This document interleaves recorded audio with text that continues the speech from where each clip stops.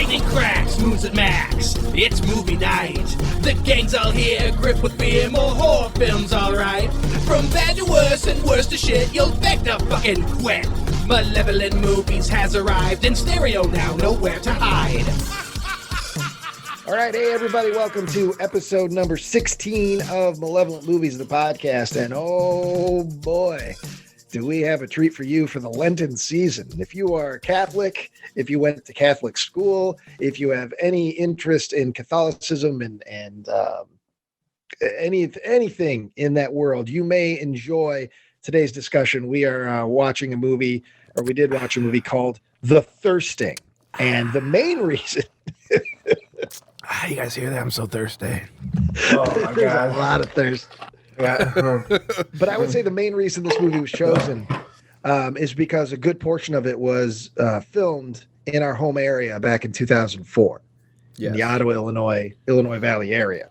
Well, we were chatting, the four of us, talking about what movie to do, because we got a couple ones planned, and so we kind of needed to find a filler one in between. And I was hoping for just something goofy, something campy, and Ryan was kind of like, we kind of the big F. I need something give me something else. And I don't know how we got on the topic, but the thirsting came up because I don't know if it was me or somebody else brought up that there was a part filmed in Ottawa, my hometown, and then I believe, and I don't know if did anybody do any research and find out for sure if it was filmed at Camp Tuckabashie. Certainly looked like Camp Tuck. It says it in the credits. It says special thanks to the city of Ottawa, Illinois, Camp Tuckabashie, little store, all these Ottawa hallmarks that we've come to know and love over the years. Oh God! Now they got this filthy, sordid past because of this fucking film. I wish there'd have been more time or something. I wish we could reach out to. We did find an article during that was written during the making of the movie, and there was a person named on there that was part of the camp. What is it? Huggies? Camp Huggies? What is it? The camp called? I'd never heard of it until now, even though I'm from the area. Camp Tuckabashie. Tuckabashie. Okay, it seemed like somebody that was a representative of the camp is interviewed in that article, and I'd love to reach out and actually find out if they've watched the movie. Yeah, I'm googling Camp Tuckabashie. I haven't been there in years. They used to do like a Halloween thing where they do like a haunted maze and shit like that. Yeah. Mm-hmm. And the pictures of the cabins, it's the exact kind with the wooden shutters and stuff that's in the movie. Yeah. So, yeah, this is definitely there. So, yeah, Ryan, what was the name of said individual? Of the person? Yeah. Yeah. Oh, I don't know. I the only piece of the article I saved, which I can read, is where the actress who was from Peru, one of the actresses in the movie, Nikki Gahan, she's from Peru, Illinois, according to the article, and she got hit by a car or something a couple of days before they were going to shoot these scenes in Ottawa, and so they had to push back the shooting of those scenes while she recuperated. Oh, God. I'm on the website. Something just dawned on me. Oh, go ahead, Nick. I rented dozens of the cots from Camp Tuckabashie for a film shoot about 50 years ago, and it just dawned on me the filth that took place on those beds that I put people into. Oh, I'm ashamed. Well, I'm on their website right now, and they have a section devoted to photos, and I was just hoping that there would be the thirsting, and it's just topless pictures of women. There is no lack of topless women in The Thirsting. It is a very sexual movie, as we will get into as we begin our discussion. But real quick, I want to do a rundown of some of the players that you're going to be hearing about throughout this episode. Initially, though, the movie, when you watch it, the title card of the film is Lilith, not The Thirsting. Yeah. So that must have been the original title. Oh, you know what? So I rented it on Mark, the director. On his Vimeo page is where you can get the 2018 remaster of the movie. Ooh, which is basically the same thing. It just I don't know what he did differently. If this was shot on film and maybe they got an HD version or something. And didn't look like film. Oh no, shit! well, they think Panasonic in the end credits. Thanks to Panasonic cameras or cameras by Panasonic. So I think this was digital, early digital. So I can't quite remember. I think my version said The Thirsting. But I don't remember. But so I was able to find like a standard definition copy, I think a DVD rip online, and that's what you guys watched. And so so is this like is that like the foreign market version or? Well, I saw somewhere, I think it was IMDb, it was listed as it opened up on August 3rd, 2007, but in Japan. Wow. So I don't know if they just shipped it, like, fuck it, they'll watch anything. Yeah, and with all the nudity and... Yeah, here's a bunch of teen girls that are real horny in an American camp. Yeah, they'll figure it out. That's what it said on the poster. That's what. Yeah. So yes, The Thirsting is written and directed by a guy named Mark Vadic, who is, according to his social media, he's an actor. He does theater in Chicago. He's a film guy, and he's also an attorney. The law offices of Mark Vadic. He's an attorney. So if you need any legal counsel, I'd imagine probably the first meeting is probably free. He doesn't get paid until you get paid, but you'll all get a copy of The Thirsting. So, well, I'm hoping hoping you that, Mark. But yeah, I'm hoping. You know what, Mark? Sue me by the end of this. Fuck you. Fuck you. Fucking dude. I'm not happy about this movie one bit. I love it. Not the movie, but I love that you're so hot about it. Mark Vadic also made a feature film called Cyrus, and he made his last film, 2017. It's called A Chance in the World. It's a true story about Steve Pemberton, and from the trailer, it couldn't be more different from The Thirsting. It's night and day as far as tone, story, content. From The Thirsting. So I don't know if this was Mark's first attempt at making a feature and he wanted to go real hard, make an art film, make a sexual film, make a, talk about Catholicism or what. And then now he's kind of settled down, but it's interesting. You shared an interview in our group chat with him. And I think he said in that interview that his first film was a horror film. Okay. And he glossed over all of the nudity and rape, and just mentioned that, just killed some co-eds in a camp, Ooh, Mark, you saucy boy. You fucking full-grown pervert. Fuck you. Our lead character, Sister Catherine, is played by Tina Kraus. Now, I looked up Tina. She's got, over the last 25 years, she's got at least 123 credits as an actress on IMDb. Most of them are the sort of no-budget amateur gore movies, include Bloody Nun 2, The Curse, Gift Wrapped and Gutted, Revolt of the Empire of the Apes, and The Fappening. So she's Ryan, been busy. What about the 2003 Nikos the Impaler? I didn't go. I stopped around 2015. When I saw The Fappening, I was like, that's enough titles. But she's got a lot. She does a lot of work. Well, good for her. And the music is done by Gino Leonardo, who was in Filter. So if any Filter fans out there, although it looks like he was out of Filter by the time it said like he stopped in 2002. So maybe he jumped right from Filter into doing this Thirsting. So I don't know. Well, all right. So I'll jump into the little synopsis here on IMDb. This is from Mark. Mark submitted it himself. Good for you, Mark. Oh, okay. So actually, this will take us into his thought process, I assume, then, because it is a long synopsis. The Thirsting is that even a word? Oh, okay. Derivation. I've never heard derivative used like that. The Thirsting is a derivation of the Lilith myths taken from biblical texts. It centers around the story of a nun, Sister Catherine, who... I'm sorry. I'm just laughing because I noticed that he spells Catherine with a K, but on IMDb it's Catherine with a C. Okay. Sister Catherine, who fled the church seeking comfort from memories of a ritualistic abuse as a child, in an effort to get her to voluntarily host the spirit Lilith, the spirit of Lilith, Adam's first wife and the mother of all demons. While supervising a senior college retreat, her students, Mary, Clarice, Michelle, Jackie, and Tiffany, are given an assignment to research various pagan beliefs and compare them with Catholic figures. Despite the efforts of three archangels? Archangels? Yeah, archangels. Oh my God, what are these fucking words? Which never come up. They're never named in the movie. Oh, I got them right here. Senoi, Sansonoi, and Samangeloff. I don't fucking Samsonite. Yeah, fuck you, Mark. Something archangels to warn the girls not to toy with the occult. They do.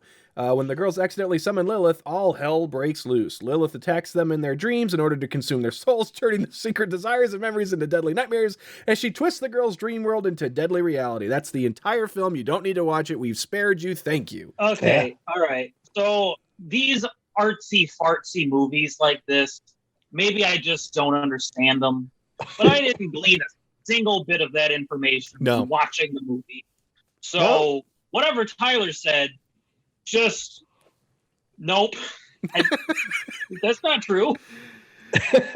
Because so you do get one scene early in the film with the father and the girls, and he's doing the little history lesson, and I couldn't comprehend anything because I was so focused on the fact that almost every person on screen is between the ages of 25 and 35 and relatively handsome or beautiful, and so it's like I don't believe at all that he's the father of these girls that go to this what is he says college retreat, but for some reason Jackie says that she's 16 years old.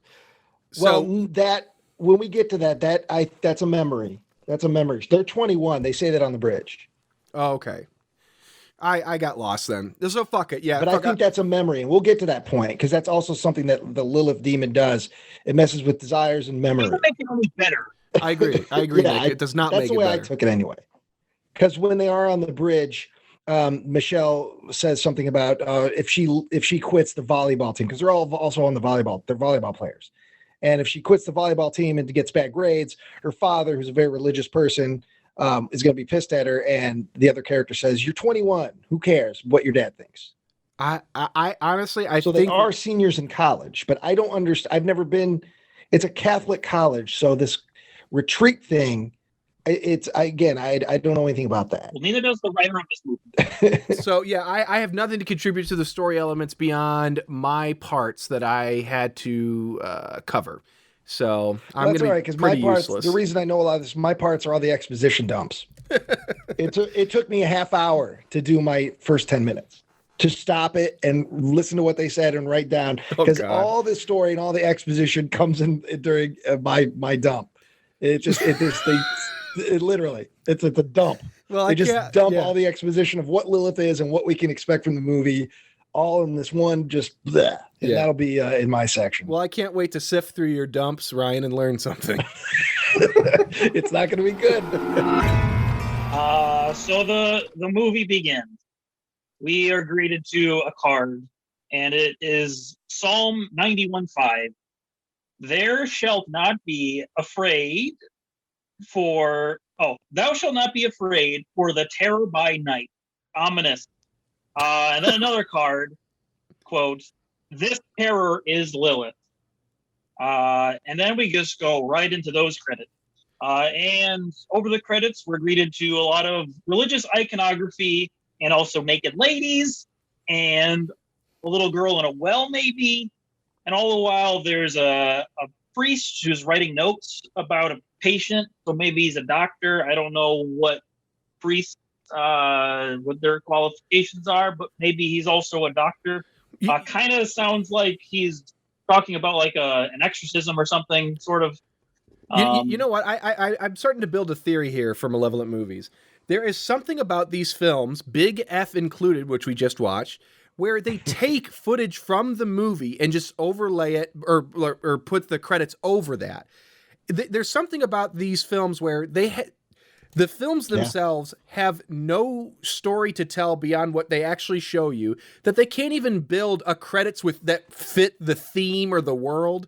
So it's just like, Mark's like, fuck it. Here's some titties. Here's some Catholic imagery. And it's basically shit you're going to see over the next 90 or 80 minutes. You know, you couldn't just black and white text, and then just grab some like spooky looking font and just do it with some music. like what? I'm starting to see this as a warning sign. And he used the same font that I use for my student film. Well, I recognize that damn font. Does it come? Is it like one of the recommended ones by the professors at Columbia in Chicago? It might have been. It was it was mid 2000s and it was Final Cut, so Oh, it was probably definitely. the same 4 fonts. He was editing this movie around the time that I was doing my short film, so that's the first thing I noticed was that we had the same font, and I was sad about that. Yeah, I was like, Just- no. it just lowered the quality of Return of Joe Victory. A better film. A better film. I like to think so. So this priest character keeps going on about sister, someone keeps seeing a little girl in a well, maybe, and some body mutilation, more naked ladies. And I think that the credits stop, but it's kind of hard to tell because it kind of just transitions into weird transitions, and we see other people. And then we see a girl who, I don't know if she's supposed to cut her hand on the plastic pill bottle or just like some sort of religious stigmata blood thing. But then there's a cut to the title card, Lilith, sometimes, I guess, depending on how you watched it. Well, that's Sister Catherine, right? That cuts her hand. Yeah. Well, it's just weird because the first time you see her, her hair's down. She looks like she could be one of the co-eds, but then the rest of the movie, she's got her habit and everything on. So I think this is important going forward because I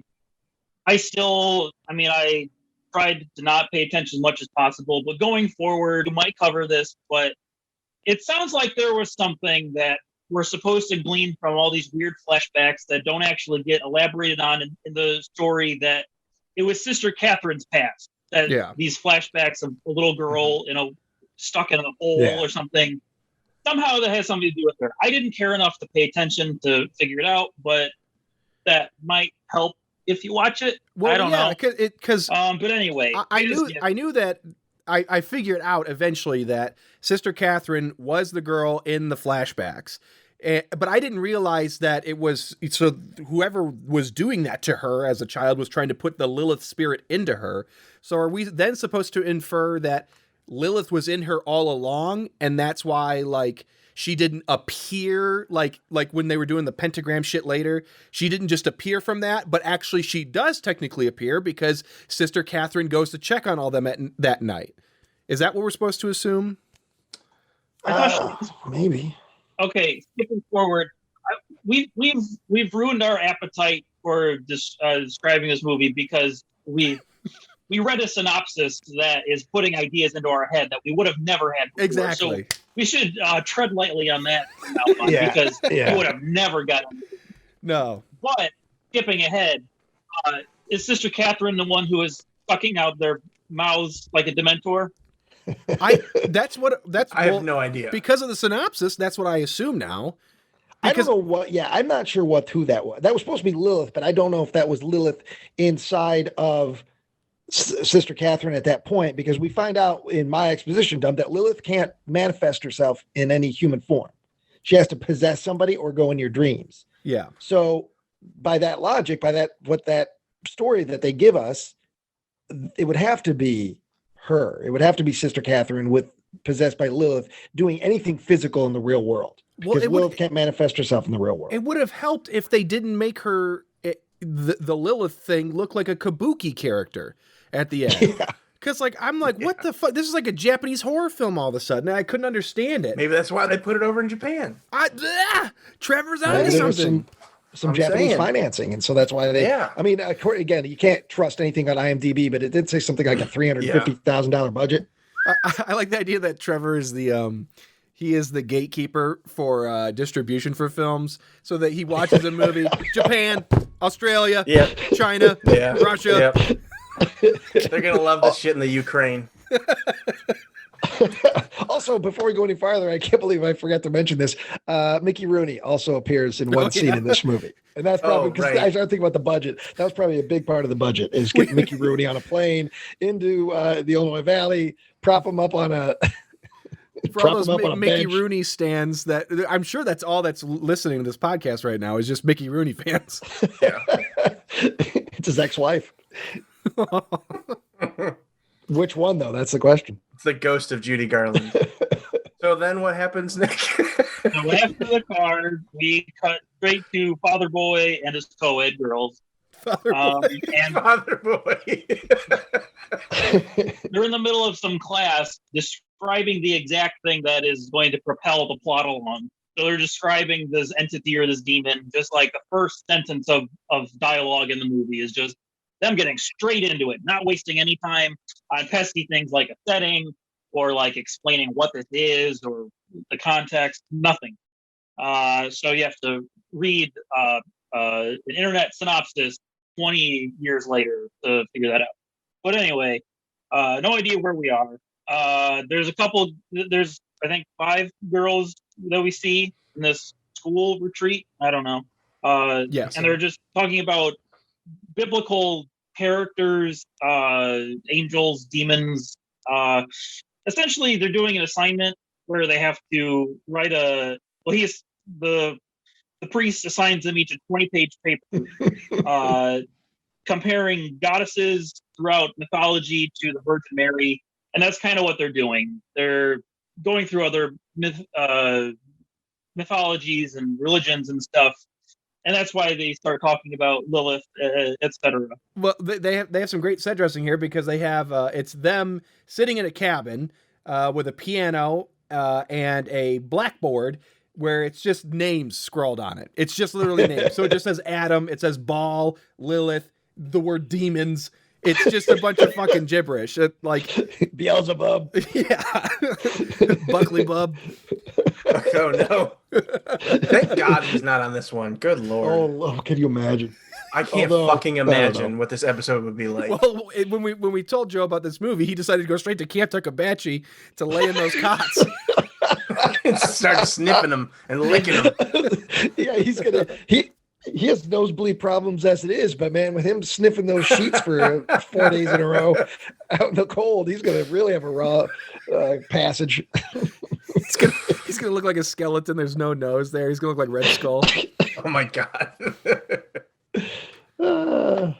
Sorry, Nick. So we gain our first bit of context for where we are. We're at a senior retreat or something. The girls go outside and they meet. I just have her as Sister ADR because like her second line of dialogue is immediately they start ADRing her and it just completely sounds different than what we just heard like 5 seconds ago. So it gets real weird real fast. The audio in this is kind of a mess. Kind of sounds like they lost like their audio track at some point, like at some points throughout the movie, and they go into like camera audio. There's one scene in particular where the girls are all together, and clearly one of them had a lav that like the battery died or something. Yeah. And then they have to cut to the boom mic, which of course is echoey as shit because they're in a cabin with just screens everywhere. So it's just full on nature out there. And it's really bad. And also just the sound design in general. Anytime I assume Lilith, but this cloaked figure talks, it sounds like fucking gibberish coming out of like a busted McDonald's speaker. Like I wrote down parcel tongue. I wrote down that it sounded like Tyler doing the announcer voice for Malevolent Movies. At least originally, the first one, it sounded like the announcer voice.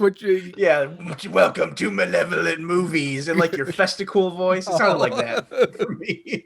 Just in that first scene. The whole movie is narrated by Festicool. Yeah, that's him. He comes in. He's a vocal cameo. It comes in. You know you want to take your pants off. Lilith wants you to take your shirt off. Oh, Mark Vadek is a fucking pervert. He sure is, man. Or at least he was. I assume he still is. He's a reformed pervert. Oh my God. Brought to you by the law offices of Mark Vadek. Yeah, the thirsting. So then what happens, Nick? Well, somewhere in this information, we learned that at least one of them is 21. So that's the first instance of us putting together how old they are. I completely missed that. So my sense of this film was 5 years worse. At least it's got that going for it. The girls are, I think they're in their cabin. They're discussing their study group for, maybe they're outside. It doesn't matter. They're discussing their study group for the homework because they have to write a paper or something. And then we cut to, there's the nun, father or sister, what is her name? Catherine. Sister Catherine. She's talking to Father Boy. And she had a bad dream. And this isn't the first time she's had a bad dream because the priest is very concerned. Oh, okay. So I think we're supposed to assume then that all the shit we saw during the opening credits was her dream. It was Yeah, her. yeah, It was her dreaming about her as a child with the fucking shit they were doing to her, and she has impure thoughts. I'm assuming. I mean, are we trying to establish that she's possibly a lesbian and is in it? She's into the girls. That's the vibe I got. Okay. Yeah. Yeah. Well, there's that, but also I kind of got the impression that he tried to exorcise this demon from her at some point. Okay. I could buy that. Yeah, because she says she's having bad dreams again, and he just seems so shocked. He's like, "Not again." Well, that's him at the beginning. That's him at the beginning during the opening credits as well, writing down on that notebook all of her problems, that she does self-mutilation and she has dreams and da. So I don't know if he's a psychologist as well. Like we talked about, like he may be more than just a priest. He might also be a psychologist or something of that nature. And a pervert. Well, I'm more than a priest, girls. I'm a fucking pervert. He's in his priestmobile, and the nun flashed of the screen door. A lot of flashing to stuff that we don't know if it happened or will happen or is going to happen or anything. She cautiously goes to open up a glass door, and she gets really spooked when someone opens it, so she can't see through the glass door that someone is exiting out of. That was dumb. she broke her glasses. Also, we didn't realize that was part of the thing you wrote down. Yeah. Also, constantly breaks her glasses, can't see. Yeah. You know, I will say this. So I didn't enjoy anything about this film really, but there were a few moments where I was able to recognize that, like, you know what, Tina, who plays Sister Catherine, does do a really good job of being intimidating to the co-eds. Like she's good at being like I'm Sister Catherine, and like, you know, you can't be naughty, and like, I'm not naughty, so you don't be naughty. Everybody behave themselves, you know. Like there was some decent like face work going on there, but it was limited to, you know, I mean, I don't know, the script was shit, so it's not like she had anything to work with. No, I just felt like there was a couple moments where, you know what, okay, I buy into this. She's already too young. Like that, this should have been like a 40 or 50-year-old woman playing this part, not another 20-year-old.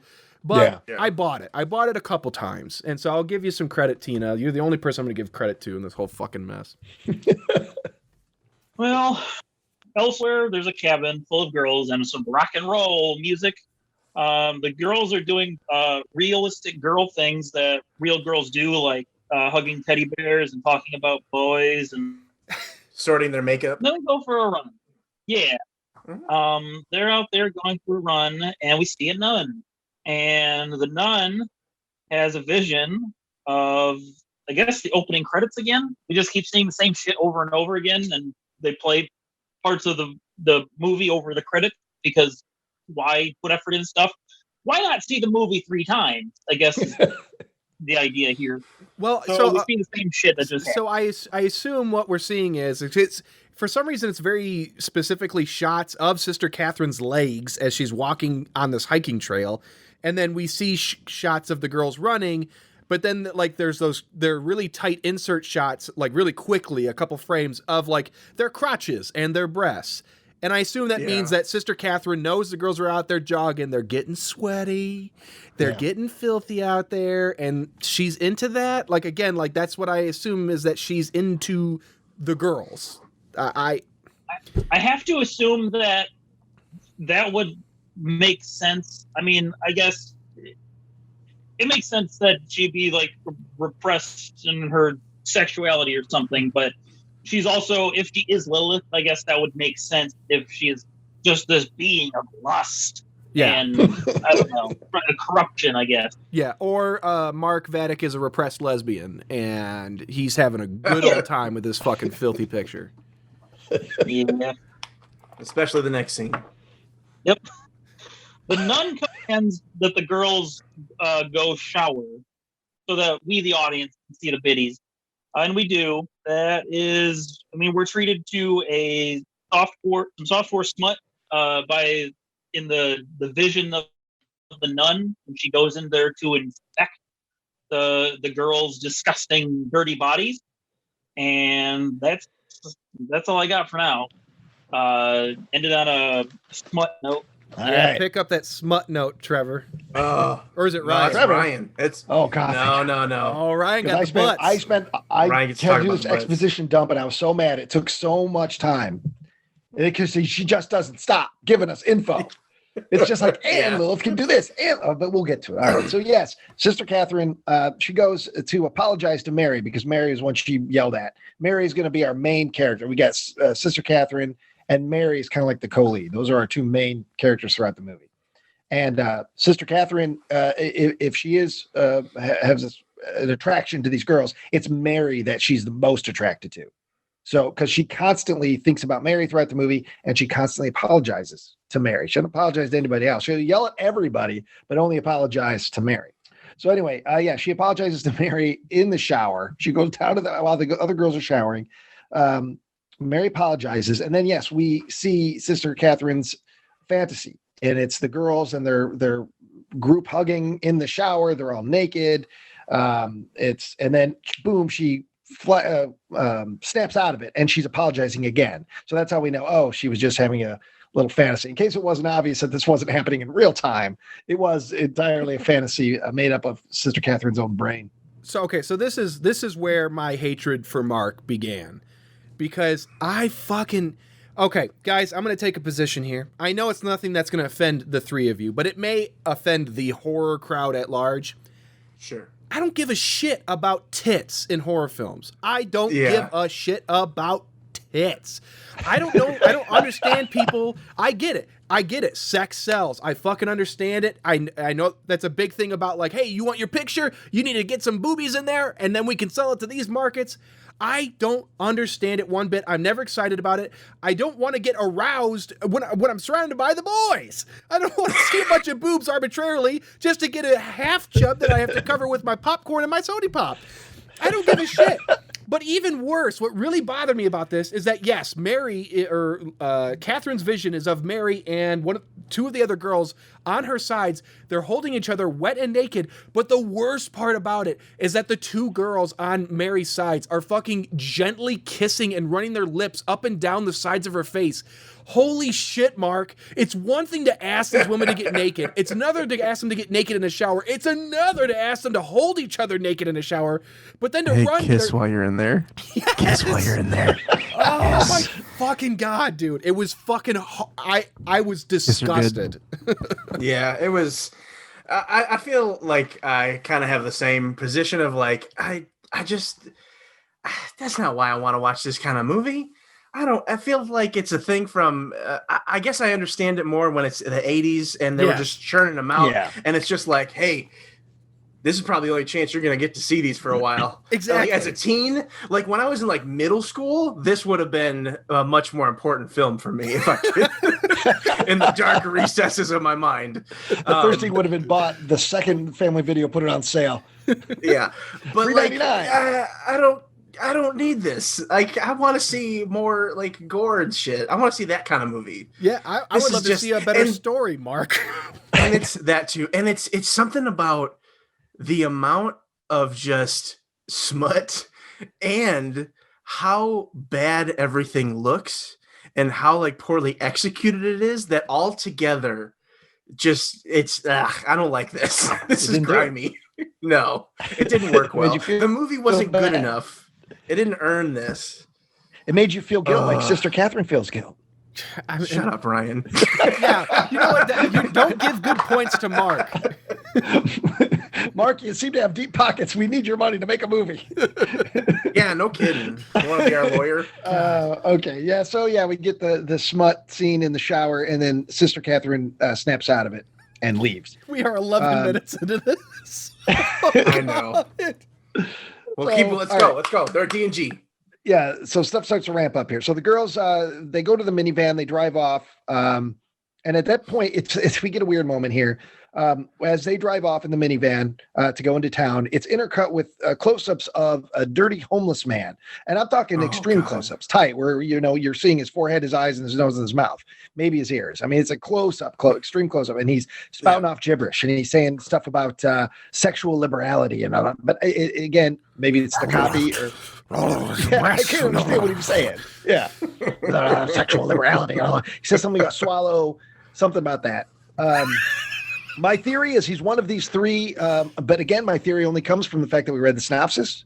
But the three Samsonite and those three, I think that he is one of these three. I think the two crazy hobos and Mickey Rooney's character are the three angels that were talked about in the synopsis. Oh, Mickey Rooney's an angel, you think? Again, I only get that because we read the synopsis. The movie doesn't tell us about the three angels. So he was Smuggle-a-Bung?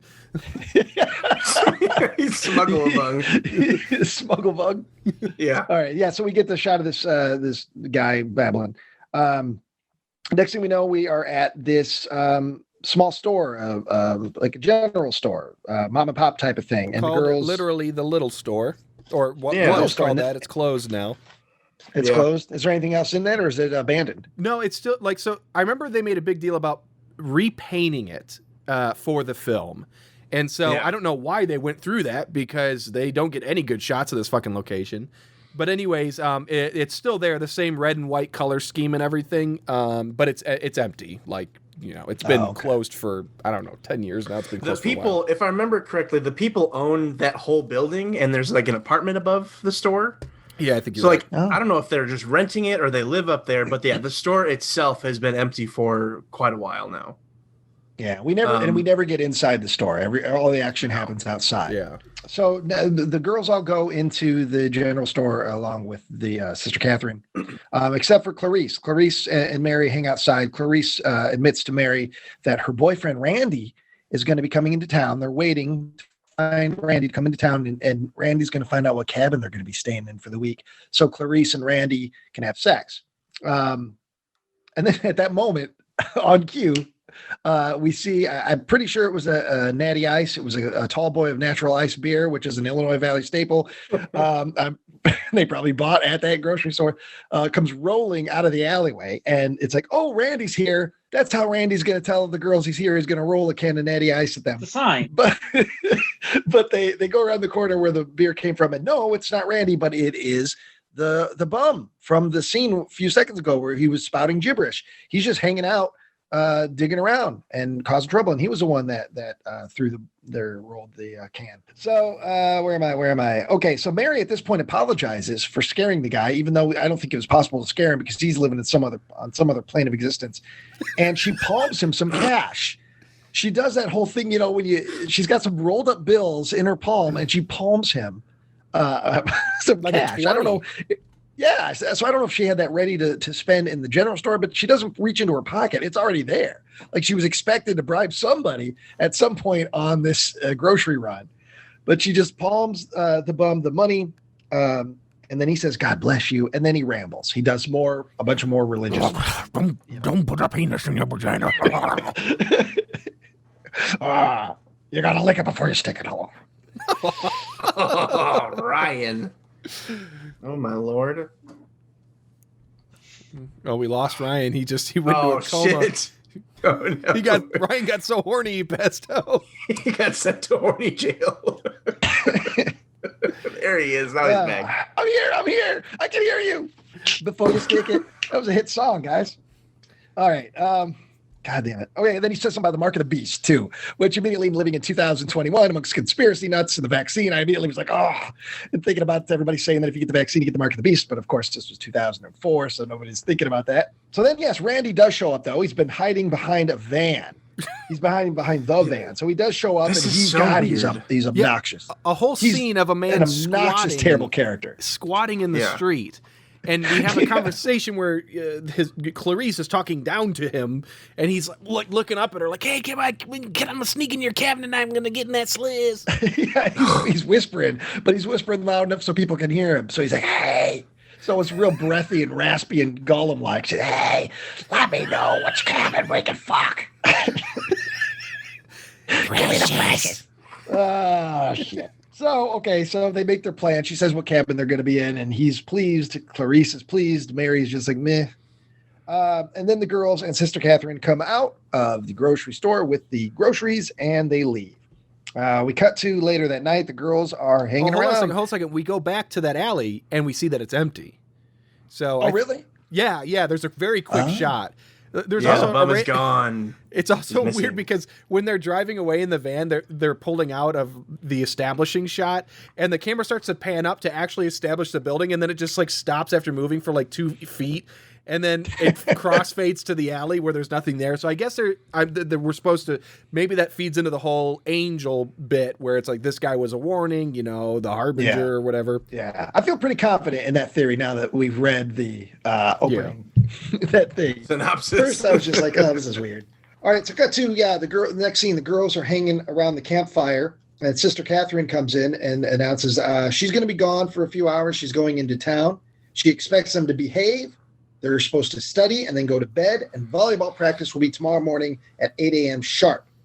And as she's leaving, she hears a weird screech and turns around, but the girls don't hear it. So again, it's another clue as to that Sister Catherine's got something going on. There's some mental issues. Either there's some mental issues going on, or there is actual monsters, bothering her. But nobody else hears the screech, and then she kind of brushes it off. This retreat was very poorly planned because we have a priest and the sister and 5 co-eds, and the priest knows that she has impure thoughts, I assume possibly even about the co-eds, and he says, what's good for this?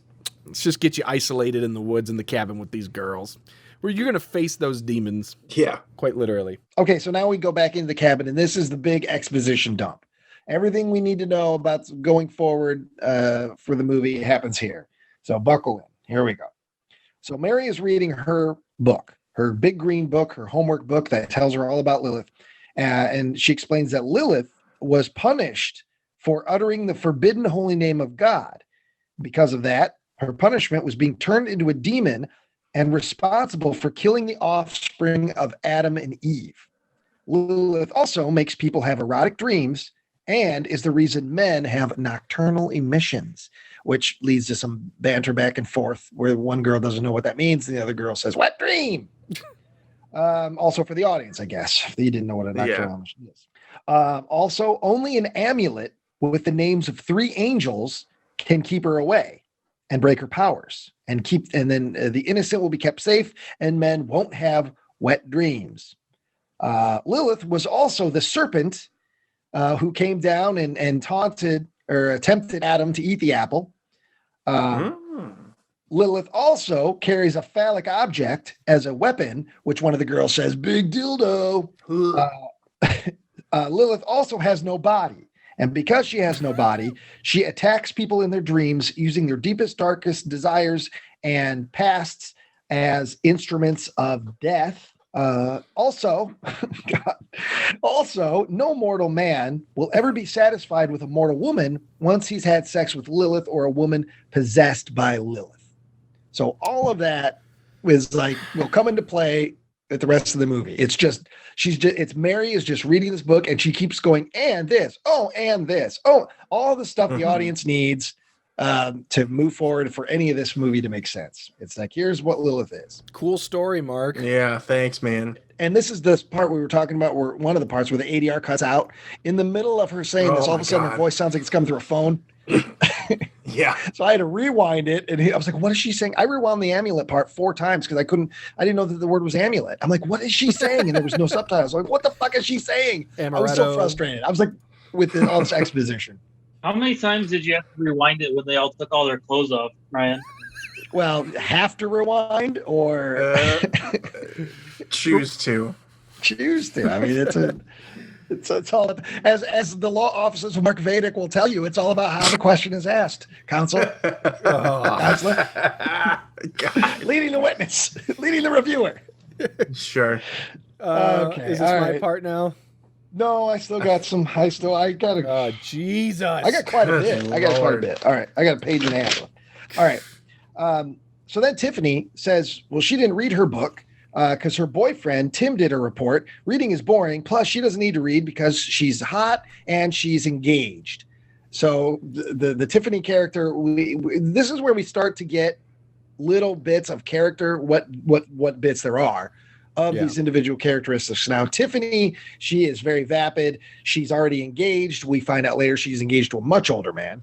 And she's all about money and, doesn't care about school, which shocking, she got all the way through her senior year of college being with this attitude. But she's like, reading is boring. And so she's the one. It's all about makeup. She even leaves and says, time for skincare. She's the one that's all about her makeup and all this stuff. This is where we also learn that the Michelle character is the most religious of everybody. Her father has given her candles that she's supposed to use to pray every morning. So we're getting little bits, like I said, not much, but this is where we start to get a little bit of different characterizations, which will come into play when we start seeing the dreams that Lilith uses for and memories for these girls. Now, Clarice, she grabs the book. She grabs Mary's book on Lilith and says, hey, this book is broken, because she finds a page stuck in the book that easily peels out. And she looks at it, and with a second, she's like, oh, cool. It's a spell for summoning Lilith. Just like, yeah, just in there. Not shocked, not surprised. It's like, oh, look at this. It's like if you found an extra fry in the bottom of your bag. You're like, oh, cool. There's an extra chicken fry. Oh, I got an onion ring in my fries. Yeah, it's just so casual. Oh, look at it. It's a spell for the demon we were just talking about. Oh, boy. And then Tiffany reaches over and pulls an amulet somehow out of the book and wears it, puts it on, because, again, she's all into fashion. And so, of course, she finds any sort of necklace, she's going to put it on. And then Michelle, the super religious one, says, no way, you are not summoning a demon in my cabin. So they very realistically start having this conversation within seconds about resurrecting Lilith. And they argue about it in the same way that somebody would argue about, no, you're not inviting boys over. No, you're not going to use my car. Like, it's a real thing. You are not summoning a demon in my cabin. And you can do it in someone else's cabin, which they agree to do because they take it so seriously. So then Clarice reads the book, and this is where we get the exposition dump of how they're going to summon Lilith. They need 5 people to call Lilith. 4 people represent the elements, and 1 represents the son of the morning star. The sacrifice of the innocent gains power of the sensual. Oh, what the fuck that means, but it's repeated later on at the end of the movie. It's beyond me.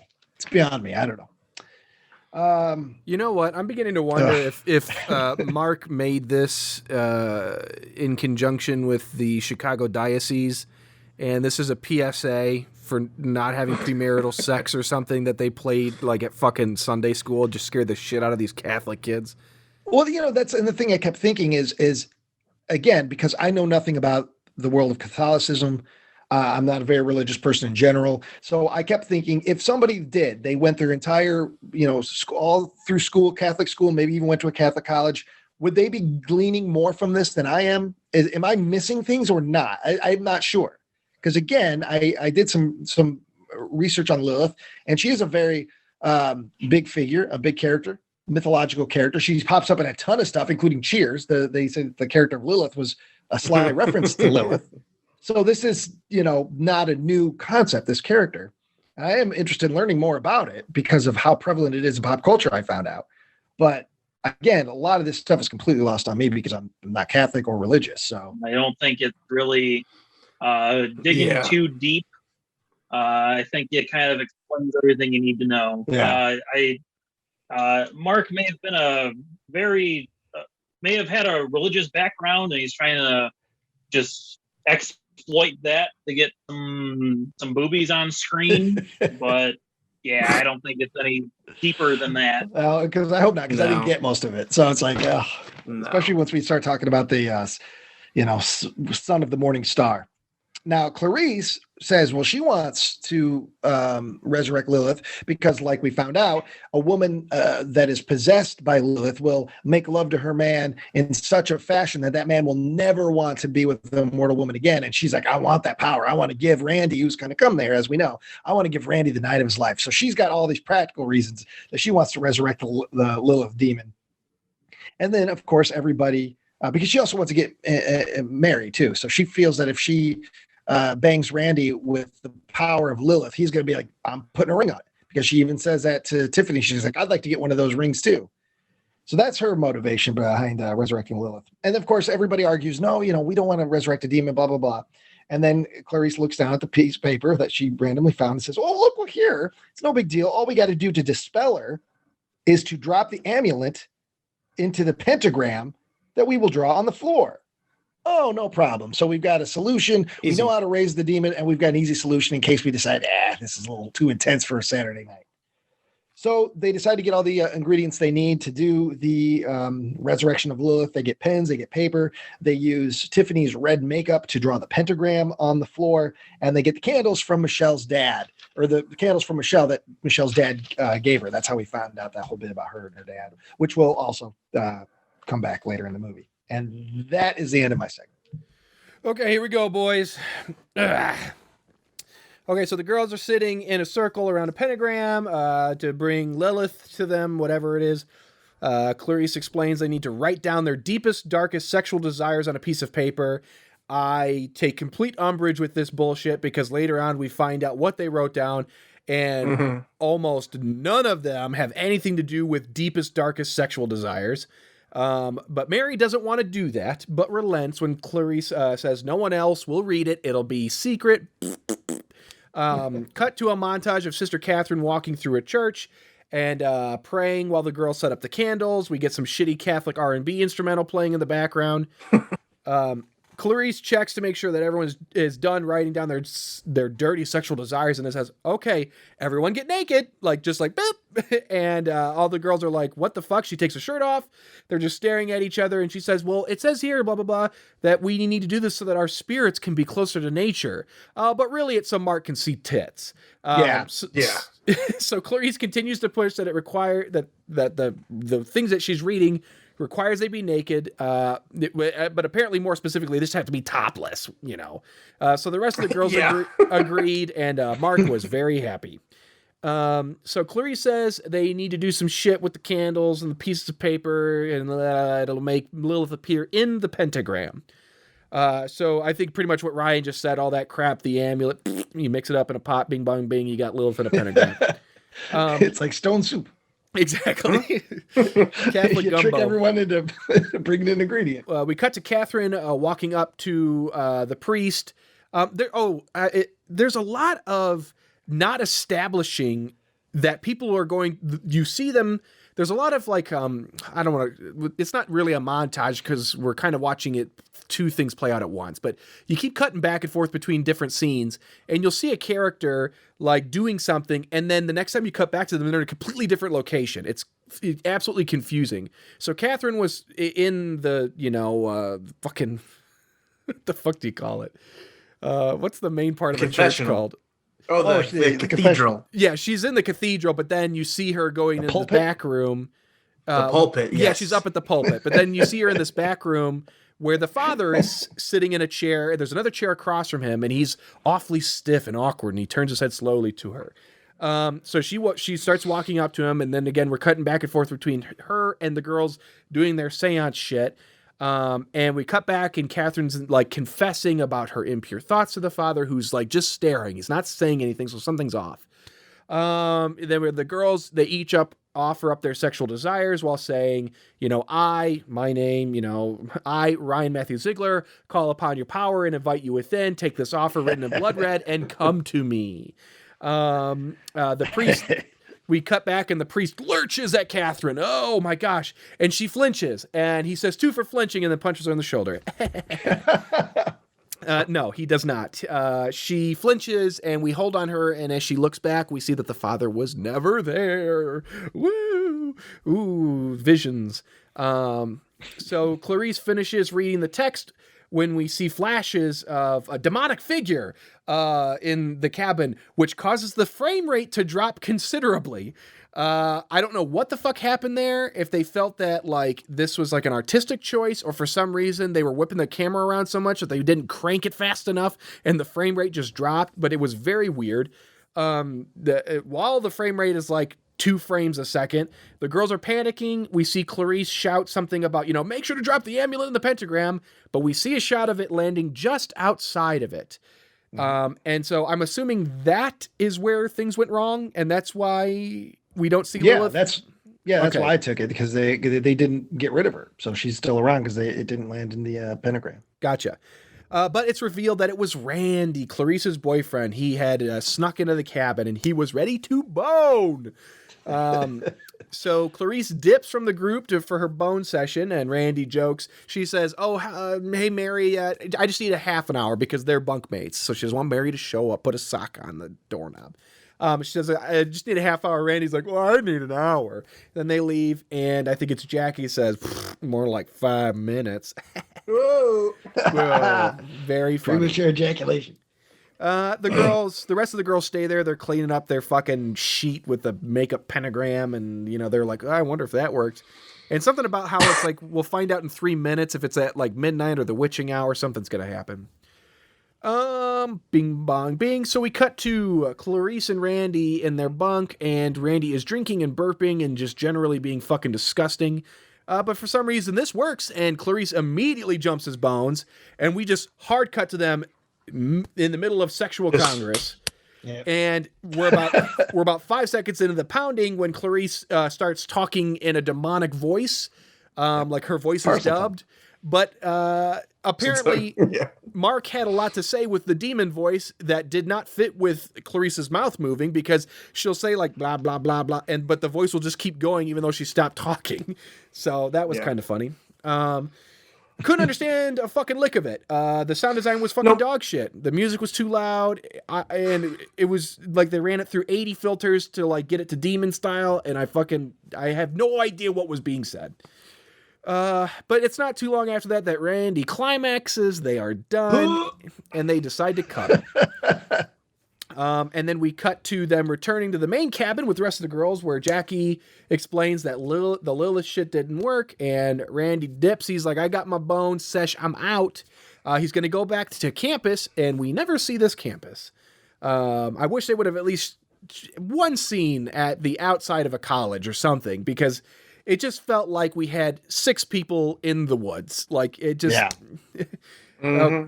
And is that the camp then? It was at the camp in Ottawa that all of this is happening there? Yeah, I assume so. Is all of it there? Okay. Yeah. Yeah, this is all Camp Tuck.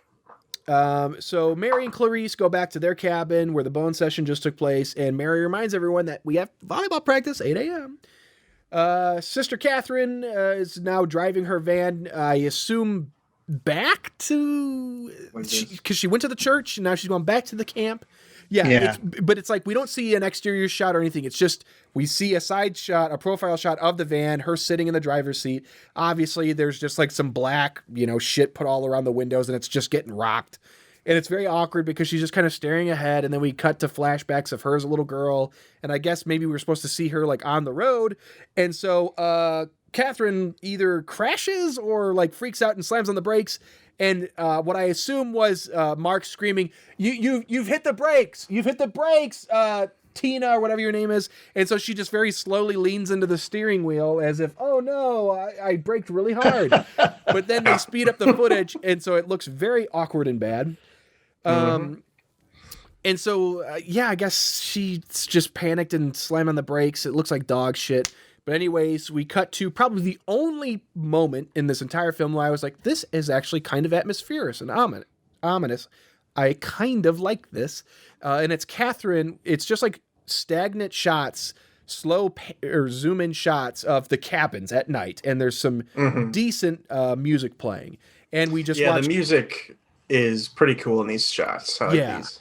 And Catherine's walking up to it's just these wide shots, her just walking up to the cabin. So it's like it's kind of like the what is it? Exorcist 3. That one shot, that long hallway shot where you're just watching. Yes, and the guy comes out at the end. One of the greatest jump scares ever. Of that. I mean, nothing spooky, nothing pops out, but it just kind of, you get that tense feeling like, ooh, something could happen. But anyways, I mean, that's about it. No more compliments from me, Mark. Fuck you. We then see Mary having visions of Randy coming to her in his Tweety Bird boxers and coaxing her to let him into her bed. So this is all a dream. She's, because we see shots of her sleeping and looking restless, but then we cut into the dream where Randy is now on top of her, like thrusting. It's still, the whole time, it just felt like sexual assault. It was just very uncomfortable. And there's this really gross, like, first-person view of Randy fucking her with, and then there's shots of the cloaked figure in his place, like, thrusting. And then we just, this is all in the nightmare. We see Clarice awake in bed, watching in horror. Like, I mean, I think that's what the actress's face was trying to convey, but it kind of looks like imminent diarrhea is coming.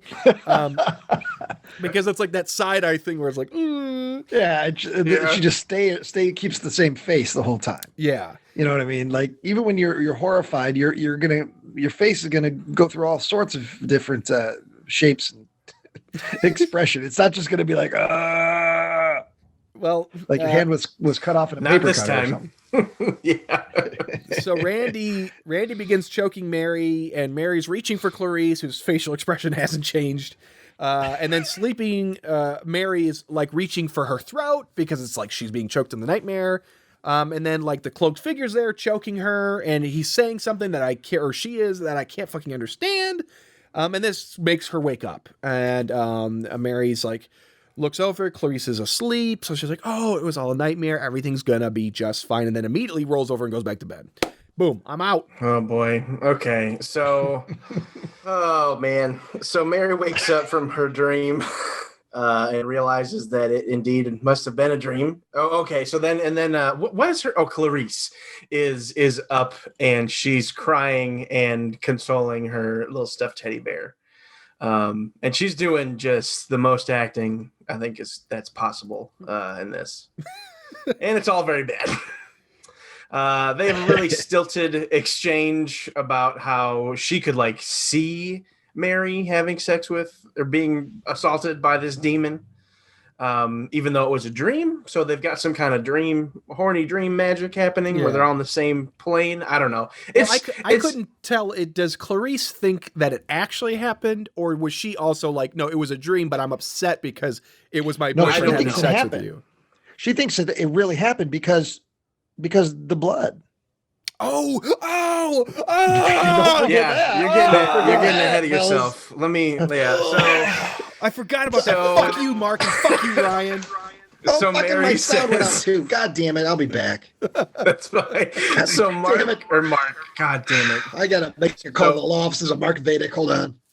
All right. So Mary says, oh, it was just you just had a bad dream. It's nothing. And then Clarice says, bad dream, huh? Are you having your period? So this is a hymen thing, right? This is a hymen thing. But when she said bad dream, huh? Are you having your period? I took that as mid 2000s man trying to make a goof. I was like, I don't like that. That's not a great or whatever. It was a different time. Sure. Whatever. It's 2004.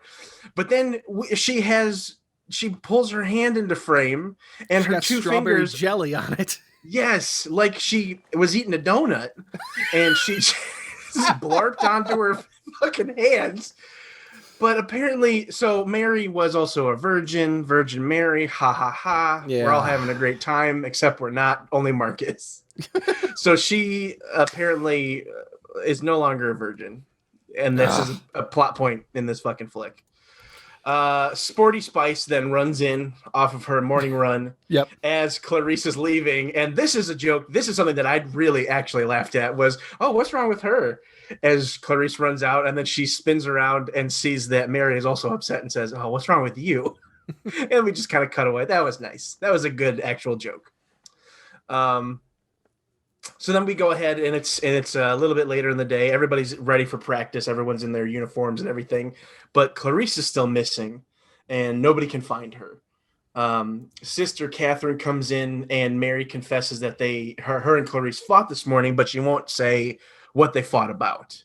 The other girls ask too, but she's not giving it up. And once Sister Catherine leaves, she still won't say. She still won't tell the girls what's going on. Yeah.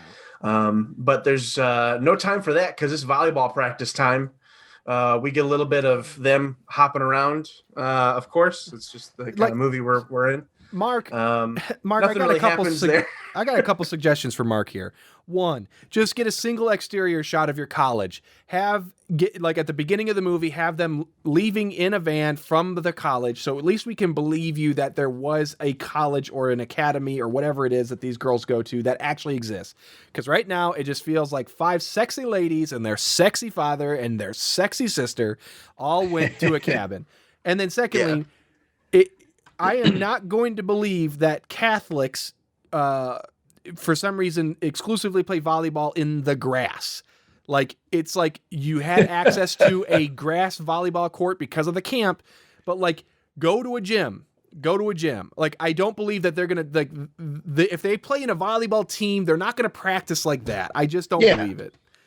Yeah, So- I agree, especially because Sister Catherine they make such a big deal about volleyball being very important. Especially with Sister Catherine, 8 a.m. sharp. You guys have to go for a run. You got to do all this. So to me, it seems like a very competitive volleyball program at this college. So they wouldn't be fucking around in just some random grass where they could bust their ankles and the practice is going to be pointless. And but I know why you did it, Mark. I know why you did it. You wanted the girls jumping up and down in their skimpy outfits because there's no way that Catholic girls would be wearing those outfits for volleyball. I could see the whole cleave, from the tip of the tits to the bottom of the bosom. I saw the whole cleave. I don't get titillated until you get titillated. The law offices are Mark Vedic. Oh God, I don't come unless you do, Mark Vedic. First one's free. God, Jesus Christ. Initial consultation. See, with this movie, we're all Joe this week. All right. So they're off practicing. Oh my Lord, what's her name? Sister Catherine says, "Oh, I'm gonna go look for Clarice." But looking for Clarice just means like walking around the cabin saying, "Clarice, Clarice." Well, a few times. Yeah. Well, she's not around, I guess. And then we actually see Clarice, and she's in a field, and it's like it looks like one of those dream sequences again. Everything's kind of gold, and she's like glowing gold too, and she lays down, but then another one of her appears. Yeah, so she wakes up, and this is Lilith leading her somewhere or something. Yeah, this is where the movie kind of makes its rule of that, similar to, and this is why I said earlier to you guys, this is similar to Nightmare on Elm Street Part 3, essentially, Dream Warriors, because that was the Nightmare movie that you would see what was happening in the dream. So you would see Freddy is playing turn the kid into a puppet, into a marionette. So we'd see his dream, which has all the gore and the violence, but in real life, he looks like he's just sleepwalking right off the edge. In the dream, Freddy cuts the strings and he falls off the building. In real life, he just looks like he sleepwalks off the building. And this movie does the same thing. So when they start having these Lilith dream sequences, we see their dream, what's happening in their dream, and then we see what's happening in real life. So in the dream, the character may be similar. She thinks she's walking up a mountain or going to a high dive. In real life, she's just walking close to a precipice of a cliff or something. So the movie is going to continuously do that with every dream sequence. Yeah. So she stands up and starts walking in the woods, and then we get a long shot of a nun walking through the trees, which was kind of cool. Yeah, that was a decent shot. A Bigfoot vibe, but it was nice. She comes out, and Greasefoot versus Lilith. Oh God. Yeah. And the nun like beckons her to come with her, and she walks a little bit, and then all of a sudden she's in like a school or something. She's like heading towards an office. And she eventually reaches the end, and it's that spooky nun who is a completely different nun. I don't think we've seen her in the movie yet. No. And she's like, why are you here, Clarice? And she's trying to get her to confess basically for her sins. And back to your point about like how we're in the woods and all of a sudden we're transitioned to like an office space or something. Like all you have to do, Mark, is just you have the Clarice like walking through the woods, put a tree between you and between the camera and Clarice, have her walking past the tree, but like you crossfade into like her entering a doorway into that office space. That way there's like some connective tissue there. Otherwise it's just like, I get it. It's a dream or a nightmare. It could be whatever you want, but it's sloppy. It was confusing. Yeah. Sorry. It's very poorly put together. No, I mean, listen, that's this movie. it's a lot of that kind of shit. So she's in this, they're trying to get her to confess to her sins. And she lies about having sex with her boyfriend. But then she eventually admits that she's guilty of the sin of the thirsting. Oh my God! Title of the movie. Oh, so thirsty. It's the title. Yeah, and at this point, this is when that weird hooded figure comes back and pushes her over the desk and starts like smacking her ass with like a ruler. Yeah. And this is what gets her to eventually admit, like, oh, I have the thirsting. Oh yeah. Essentially. And this is what got Mark to 3/4 chubs, when you could see essentially the panty outline of her vagina when she's bent over. Yeah, that's good old fashioned Mark for you. She eventually admits this after the nun like cracks her hand, and like her knuckles are all bloody now. And then so she is sent out of she's like, get out of here. Nun says, get out. And at this point we see it keeps crossfading between her in the woods walking towards like a cliff, and her in the school walking like out onto this balcony almost, or like the top of a staircase. And she walks off the cliff and falls off of the thing in the dream. We hear a crunch, and then we see a top-down view of her sprawled out with a bunch of watermelon all over her head. It's literally got to be watermelon. It looks like watermelon. It was a seedless watermelon. That spooky ghost or whoever the fuck this hooded figure is, this Dementor, comes up and shoves something in her mouth. And this is where we see that her thing she wrote was sexual power, was her offering to Lilith. I'm not really sure what her desire again. Her desire, that's right. And that's it. My bit ends when she dies like Gamora or Black Widow. And what did it cost? What did it cost? 1 watermelon. Everything. Oh, yeah, watermelon, and she probably threw those clothes out when she was done. So the nun, Sister Catherine, she finds her teddy bear. Meanwhile, the girls are discussing the dream that they all had. They all dreamed of a little girl.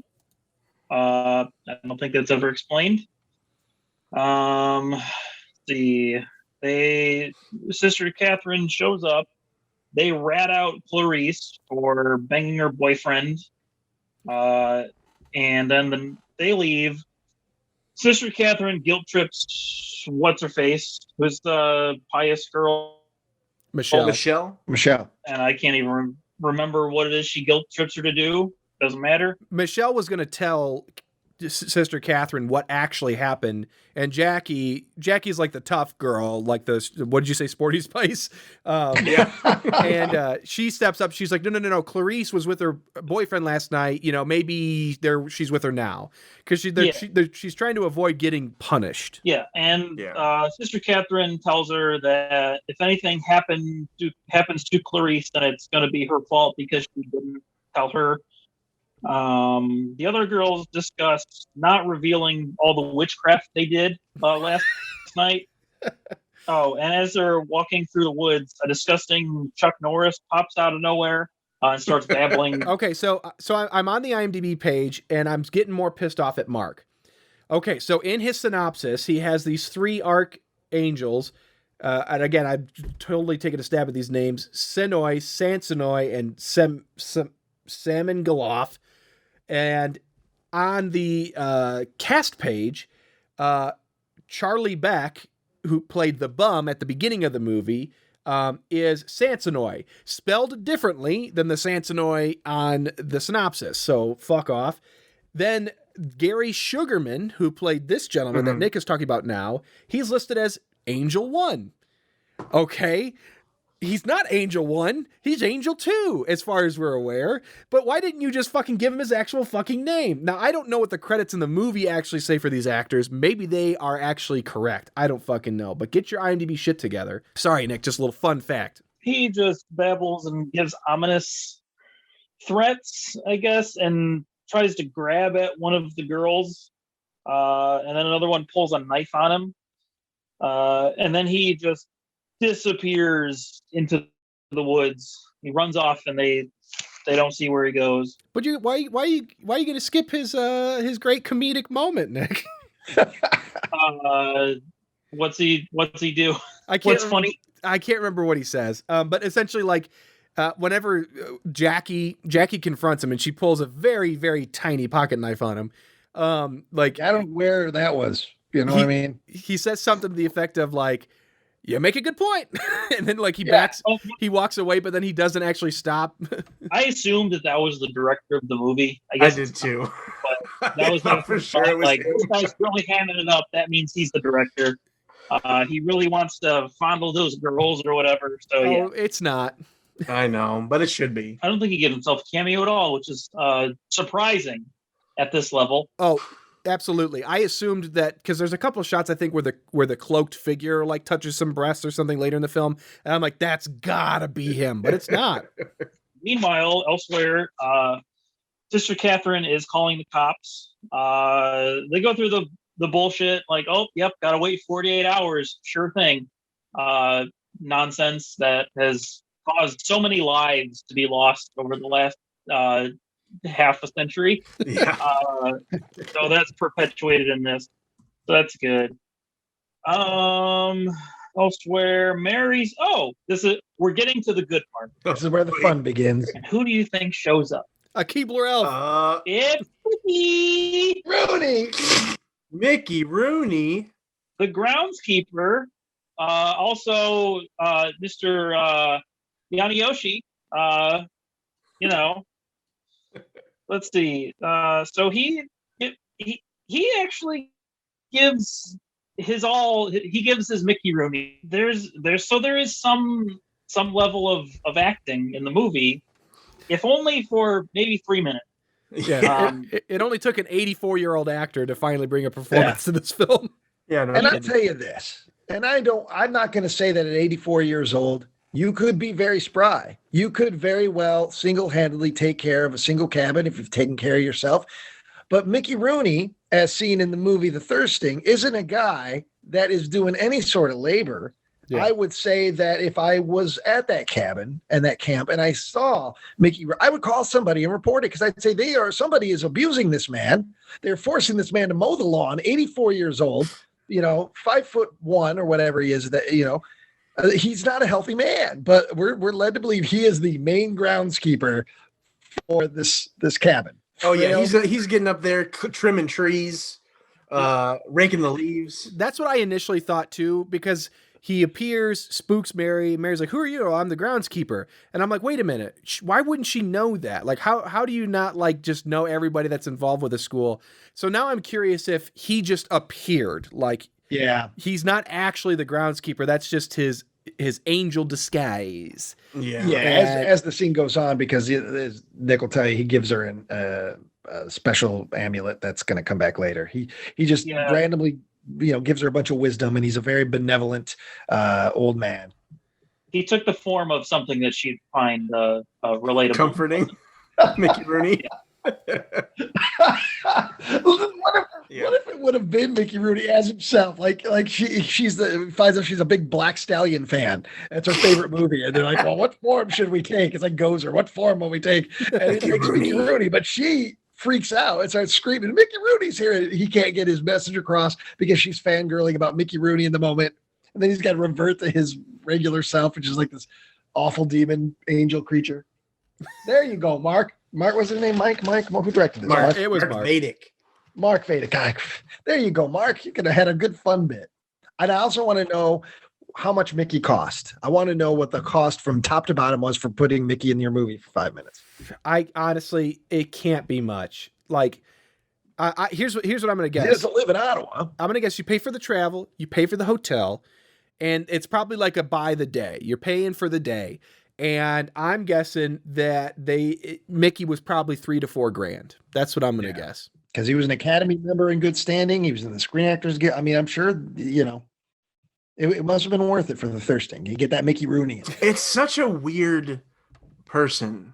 Yes, but this is my question: Was Mickey Rooney their first choice? Did someone have access to Mr. Rooney? Did they go through a bunch of That's what it had to be. people and like, well, I mean, how do you settle on Mickey Rooney for the Thirsting? It had to be a connection. Somebody knew him, I or agree. at least knew that could broker the deal, and Knew they his got it people. done. Yeah. Yeah. Yeah, because Mark Vadic is in theater in Chicago, and Mickey Rooney right into his final days. He was doing dinner theater. I know other people that have done theater with the guy at that time.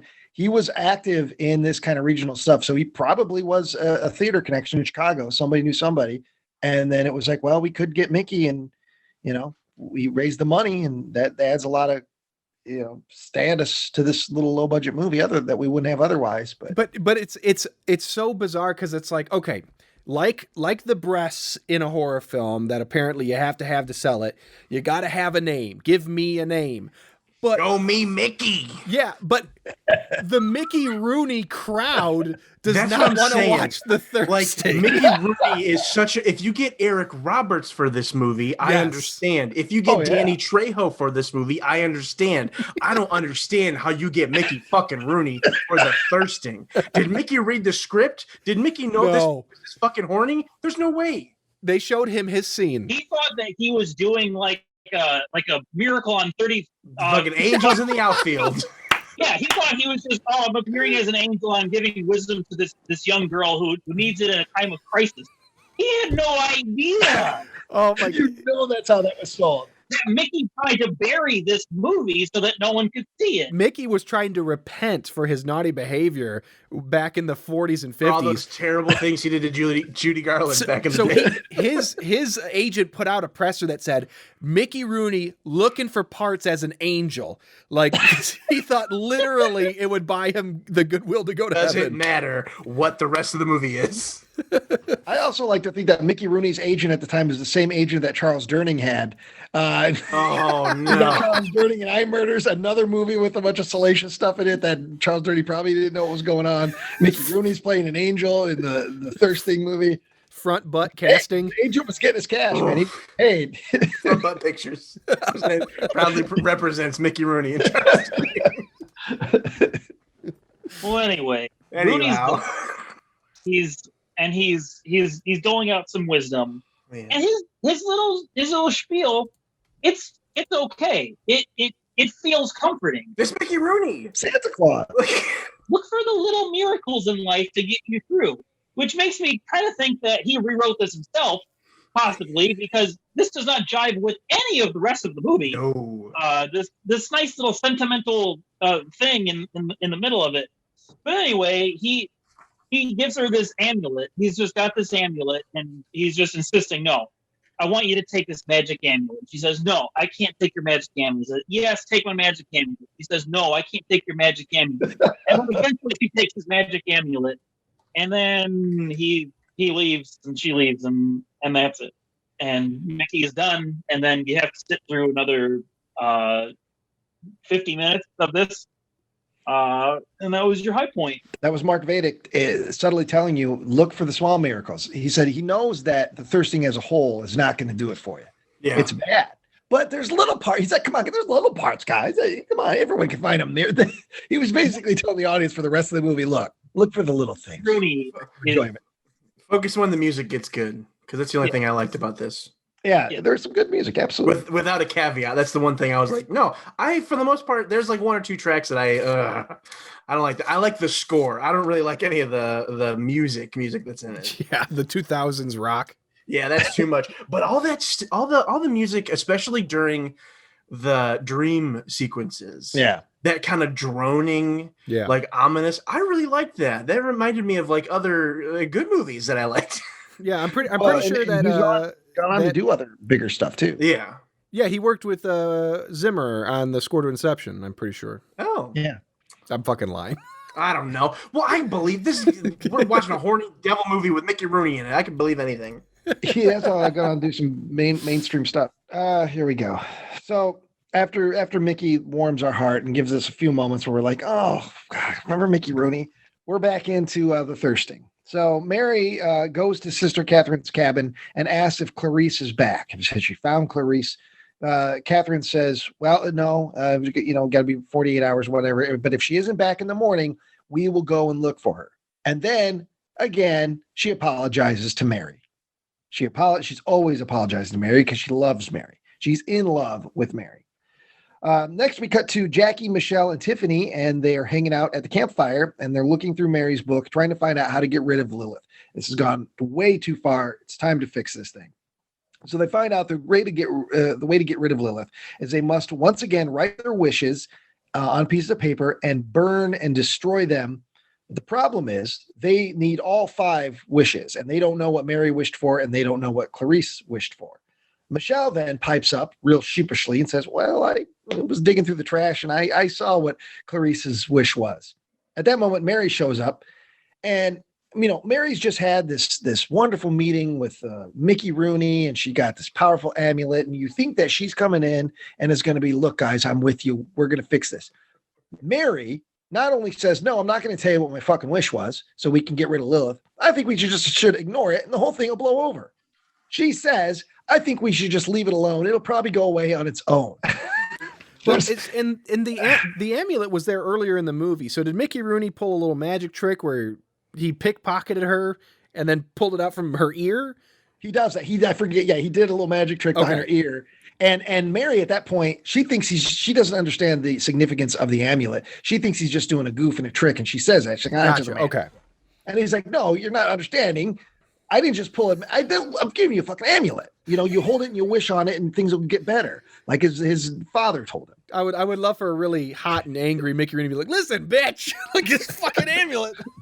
Well, Mickey's famous temper, that whole part where they go back and forth. No, you take it. I wish it would have went farther. And Mickey just finally loses his temper, just screams at her. And then, and then he proposes to her. Will you be my 10th wife? And then it cuts to him and Charles Durning playing volleyball. Bouncing off of their front butts. Well, yeah, they're both just sitting down. Boom, boom. Wearing the same outfits. He's got the short volleyball. Charles Durden's wearing the short volleyball shorts. He has tons of front butt.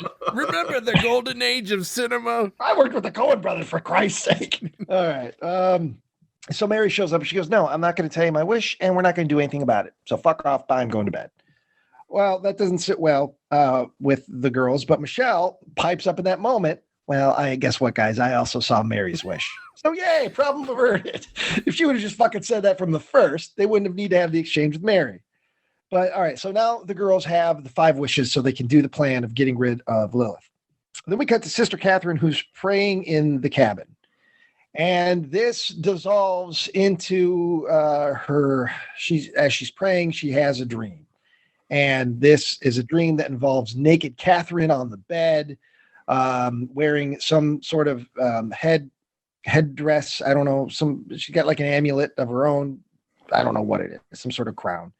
And she's naked in the bed. And we get this music video Cinemax thing where it's Catherine and Mary, and they're in the bed and they're kissing and they're rubbing and they're doing all that. And the camera's going all over the place, all over their bodies, and at this point in the Thirsting, you've seen this, you were used to it at this point. It's like, oh, Mark's doing this thing again with the boobs and the nakedness.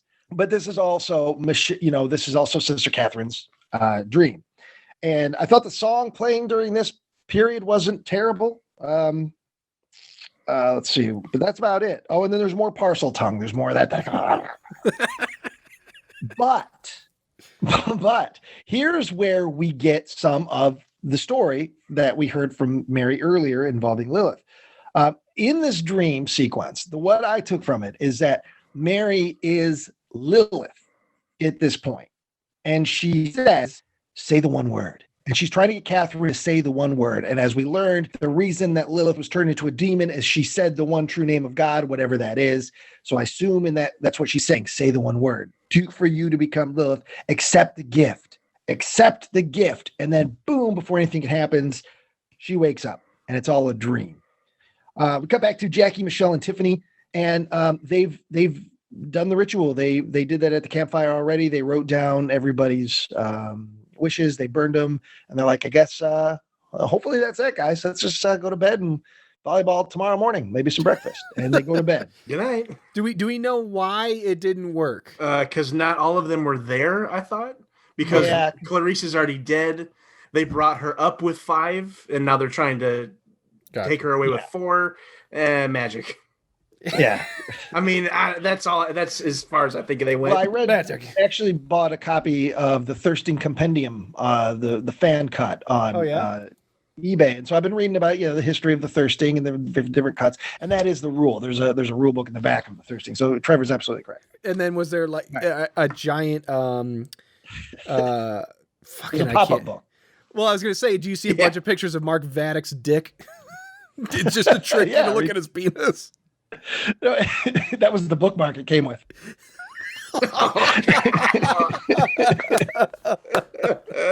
And then on the back, two free law consultants. You had to clip it out, but it was just expired.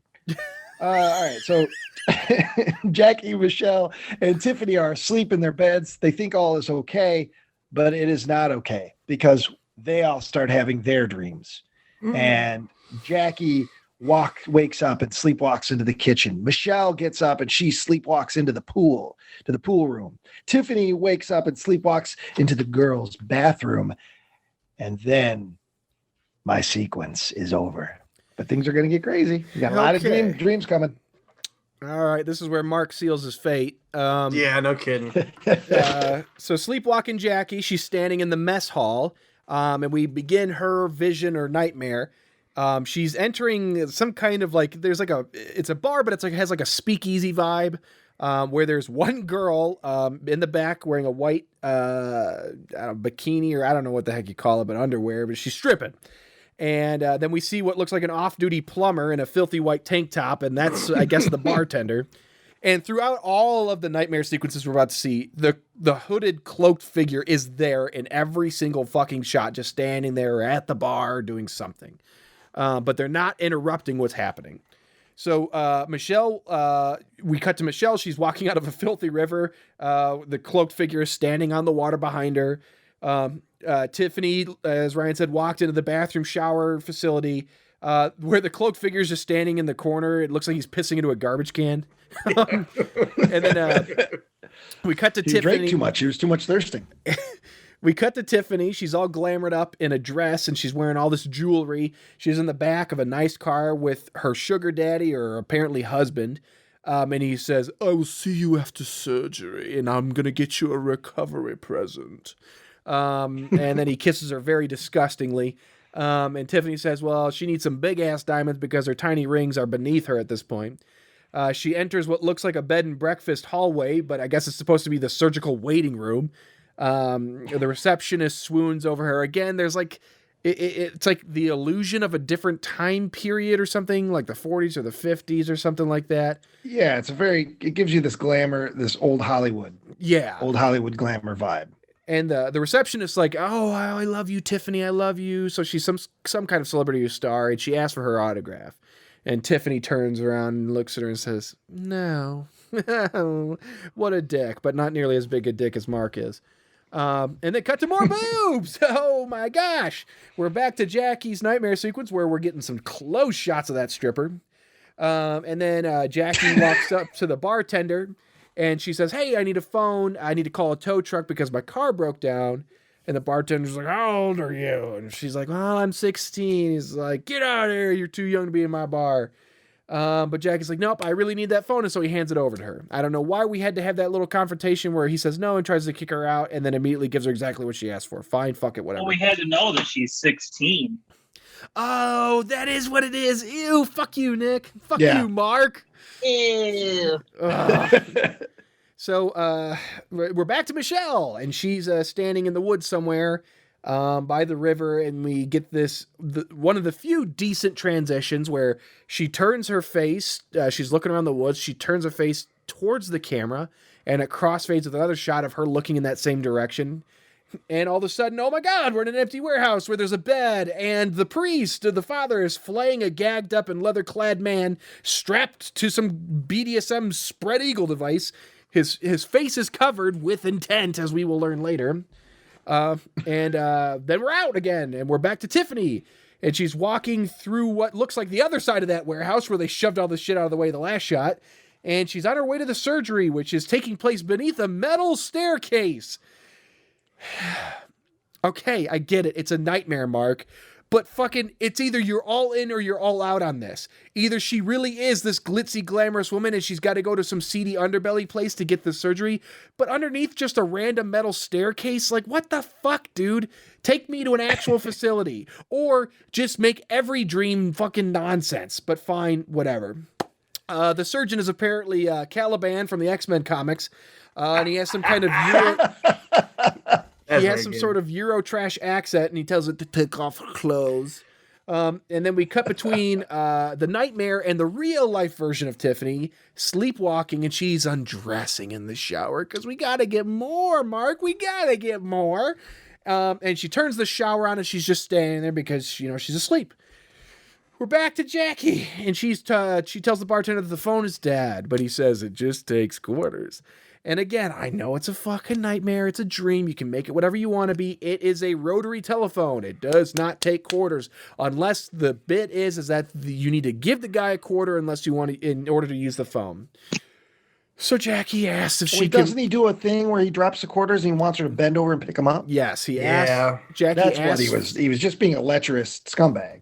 Jackie asked for the quarter, or asked to borrow a quarter, and he holds one up and drops it. And so I fucking hate my life. I fucking hate you, Mark, for this piece of shit. And then because the bartender tells Jackie she can grab a beer, but she says, oh, I'm too young. And so he holds up his finger in the shush motion, but he rubs it down her lips and says, he won't tell anyone. I'm going to fucking vomit. Back to Tiffany. She's down for the surgery.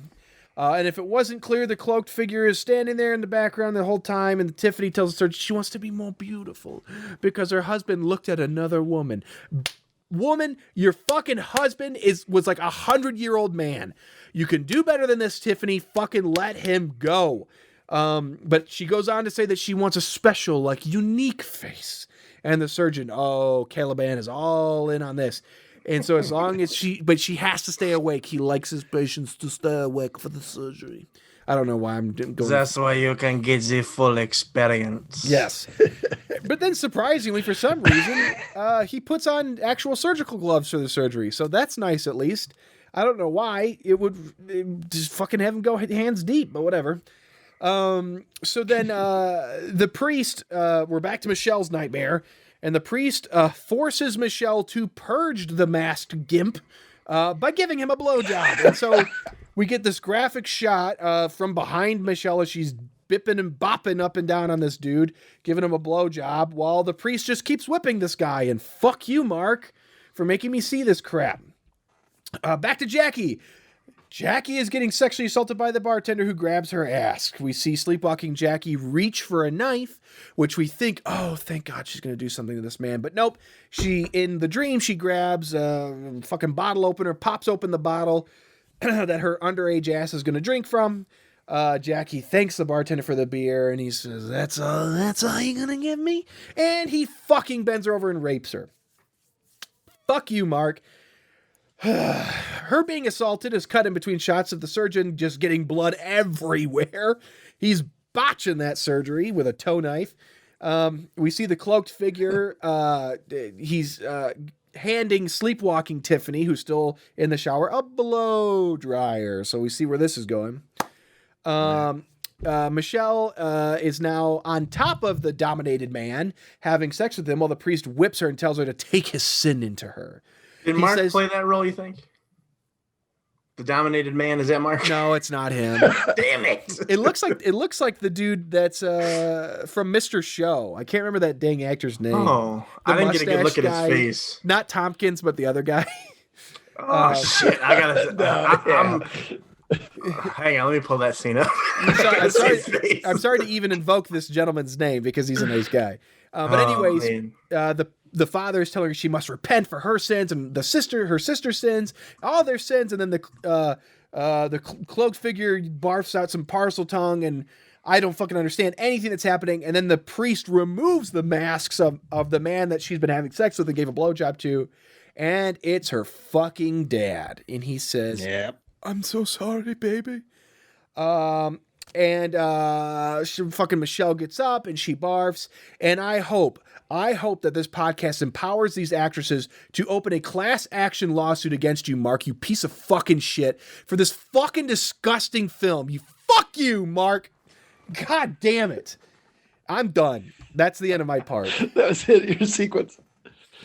Oh boy. All right. Take us home, Trevor. And then the movie ends. Good night, folks. Mickey Rooney comes back in and says, what was those commercials he used to do where he'd like walk at the camera, hi, and it was around the time he made this. I wish he would have popped up and said the whole thing. I apologize. It was some sort of home medical thing or an insurance. I can't remember. Value Guard. Because he just walks right at the camera at the beginning of those. And I was laughing. Hi, everybody. I'm Mickey Rooney. Okay, so the strip club owner is raping the 16-year-old whose car broke down outside of his establishment in front of a crowd of patrons. Eventually, I mean, when I say it like, just describing the scene, it sounds bad. How it sounds bad. That was the line in the script. He was just reading the script. I got the shooting script here. Sorry, I forgot to point out that after Michelle barfs, we see her washing herself still in the nightmare in the river, but then we actually see her dead body floating in the pool. Yes. So, sorry, Michelle's dead at this point. Whoops. Eventually she fights him off, but you don't really see any shots of him. We just see her swinging this knife around, and there's blood splatting at her from off of camera, but we never see him for a bit. There's a lot of cutting between her in the kitchen, just swiping the air, and her in the strip club, apparently swiping at this shithead. We eventually see that she stabs him, and this is where you see him, and he's covered in blood, and he's stabbed. And then we see the real world again, and she has stabbed herself. Yes. I don't know how that happens, but she stabbed herself. This also explains why she carries that little knife, too. Yeah. With her, why she's... Sure. Yeah, because she pulled it out earlier. I mean, I guess, sure. This is the most evidence for something like that there is in this whole movie. And then the one of the demon hooded figures shows up and does whatever it's doing the Dementor's kiss. Yeah. Kind of hovers over her and goes, and their bodies go. Yeah. Like when Kermit gets real excited about something. And then we see her note, which was revenge, if I remember correctly. Yeah. So really quickly, I want to jump the gun here a little bit. So this is what again, the whole point was they're supposed to write down their greatest sexual desires. Okay. Jackie's was revenge. That's a sexual desire. So to have sex with somebody to get revenge on somebody. It's very loosely if she was actually assaulted by this creep, I guess she's taking a spin on, putting her spin on it. This is a desire of hers, I guess, to get revenge on this guy. Well, we find out why it would have to be sexual. We find out that Michelle's is to be one with the father. What is it? What did she mean when she? I get what we're seeing in the nightmare is that she had sex literally with her own biological father, but to be one with the father, what did she mean by that when asked for her to write down her greatest sexual desire? It could be one of two things. The previous thing with Jackie is I believe some people were just putting down their desires, whether they were sexual or not. What I took from it is that actually happened to Jackie when she was 16. Her car broke down. She went into a strip club for help and she was assaulted. And she, because being Catholic or whatever, she's always wanted to get revenge against this guy, but has felt the guilt because that goes against her teachings. And so she's been obsessed with the idea of revenge. She carries a little pocket knife with her all the time now because she's kind of, and she's the more forceful one of the group. That's what I got out of that, is that her greatest desire, sexual or other, is to get revenge on this guy. Yeah, so I totally get all of this if it just said, what is your greatest desire? But because either it's Mark or because of the Lilith connection, it had to be sexual. But it's just so confusing because most of them are not sexual, because Tiffany's is to stop men in their tracks, which is I guess that you could say that's kind of pseudo-sexual, but it's really just, she just wanted to be really attractive. She wanted to be attractive to other people. So the sexual angle I don't get either. Yeah, because most of those aren't. The one with the father, and then the other thing I was thinking is, okay, she wants to be one with the father, and in her mind that means God and et cetera, et cetera. But because her own father has pushed her so much with the religion, he's given her the candles to take with her to college, and she's worried about what he thinks about the volleyball, that maybe Lilith twists that in the nightmare and makes it more literal. Get that, yeah. That's the only thing. That's the only thing I gather from that. But again, the rules of it being a sexual desire doesn't jive with what they actually put in the pot. the Hashtag revenge. the power of a second draft, Mark. Yeah, no kidding. Where the fuck am I? Okay, back in the doctor's office / shower scene. The surgery is done, and it's revealed that he just like cut her face up, right? Did I miss something? I literally can't tell what's going on there. It looks like there might be glass or pins in her face. Like she's got just like stuff on her face. He just mutilates her. Yeah. I was expecting that like this is where they dump their money. She's gonna have some crazy demon or like animal prosthetic face on. I was getting my hopes up real big, but like nothing comes of it. I freeze framed it. It looks she's got blood all over her face. It looks like there's just like some Nick. What's that like fleshy silicone shit? Just like Just like latex. yeah, like liquid some, latex. And there's Yeah. definitely some metal pieces stuck in parts of her face. Like if you're gonna do that, go all out. Make her look like fucking Pinhead. You know? Yeah, like it wasn't far enough. Yeah. This Here we is are Demon telling Mark Nightmare. you didn't Come go on. far enough. Well, not with this. Not with like the shit I care about the weird, grotesque, like gore. And like that's what The I body horror. That's what I want. I could see boobs whenever I want. Okay. But I can't see pins shoved in people's faces. I mean, I guess I could, but still, it's different. You know what we should have done, guys? We should have started this podcast off by taking our shirts off. Oh my god, yeah. I've been naked this whole time. Oh god, yeah. Ryan's the only one we can't see. I guess the viewers don't know that. I thought it was only his appropriate. giant dingus is over the camera. Yeah, she's draped it over his webcam. That's what keeps knocking the sound off. Oh It keeps god, It keeps just closing the Chromebook. that's it. Oh god, it's too The heavy. weight. Oh man. So it's revealed that her face is like all fucked up now. She screams, and this wakes her up in the showers in the real world, and she drops the hairdryer that she was holding. This feels like an Itchy and Scratchy episode. Like she's scared, drops this thing, it hits the water, she's electrocuted, she dies. Bing bong bing. The demon comes back, eats her soul or whatever, and leaves. And we see the note that says to stop men in their tracks. Blah blah blah blah blah. Next, we go back to the river swash. Next, we're back to the river / swimming pool, where the demon just kind of holds her head under the water until she dies. And then she wrote, is this the one that's wrote to be one with the father? Yeah. Yeah. She Okay. drowns. Well, Oh, because that's that was a confusing thing that like Michelle's nightmare takes place in two locations. Yes. In the river forest area and in this warehouse with the sexual BDSM stuff. Yes. I don't understand that unless this is supposed to be some sort of baptismal bullshit that it's just That's like, how oh I yeah, took it kind of looks like that. You know, that's yeah, good it was weird because I thought it was a different girl. Also, these ladies all look almost the same to me. Oh, especially Michelle and Mary. Like, Yeah, Yes. I can't tell them apart. They're all like the same, vaguely the same age, vaguely the same like size and shape. Their Yeah. hair is very similar. Yeah, I had to look up the actresses. I even found one of the actors played Tiffany. I found her, who now produces like mainstream movies, but I found her Actor Access or something like that Facebook page with her resume and her picture. That's how I find out because she didn't have a picture on IMDb, Oh, and I was just trying to separate, by their Who's names who, instead of yeah. giving them nicknames. well, this is what I Yeah. wrote down: Mary, main girl; Clarice, blonde; Tiffany, curly hair; Jackie, tough girl; Michelle, forgettable, not main girl. yeah. You're not wrong. Yeah, Michelle and Sporty Spice are the two that I kind of thought were the same person a lot of the movie. Yeah. But anyway, she's dead. Her thing was to be one with the father. Great.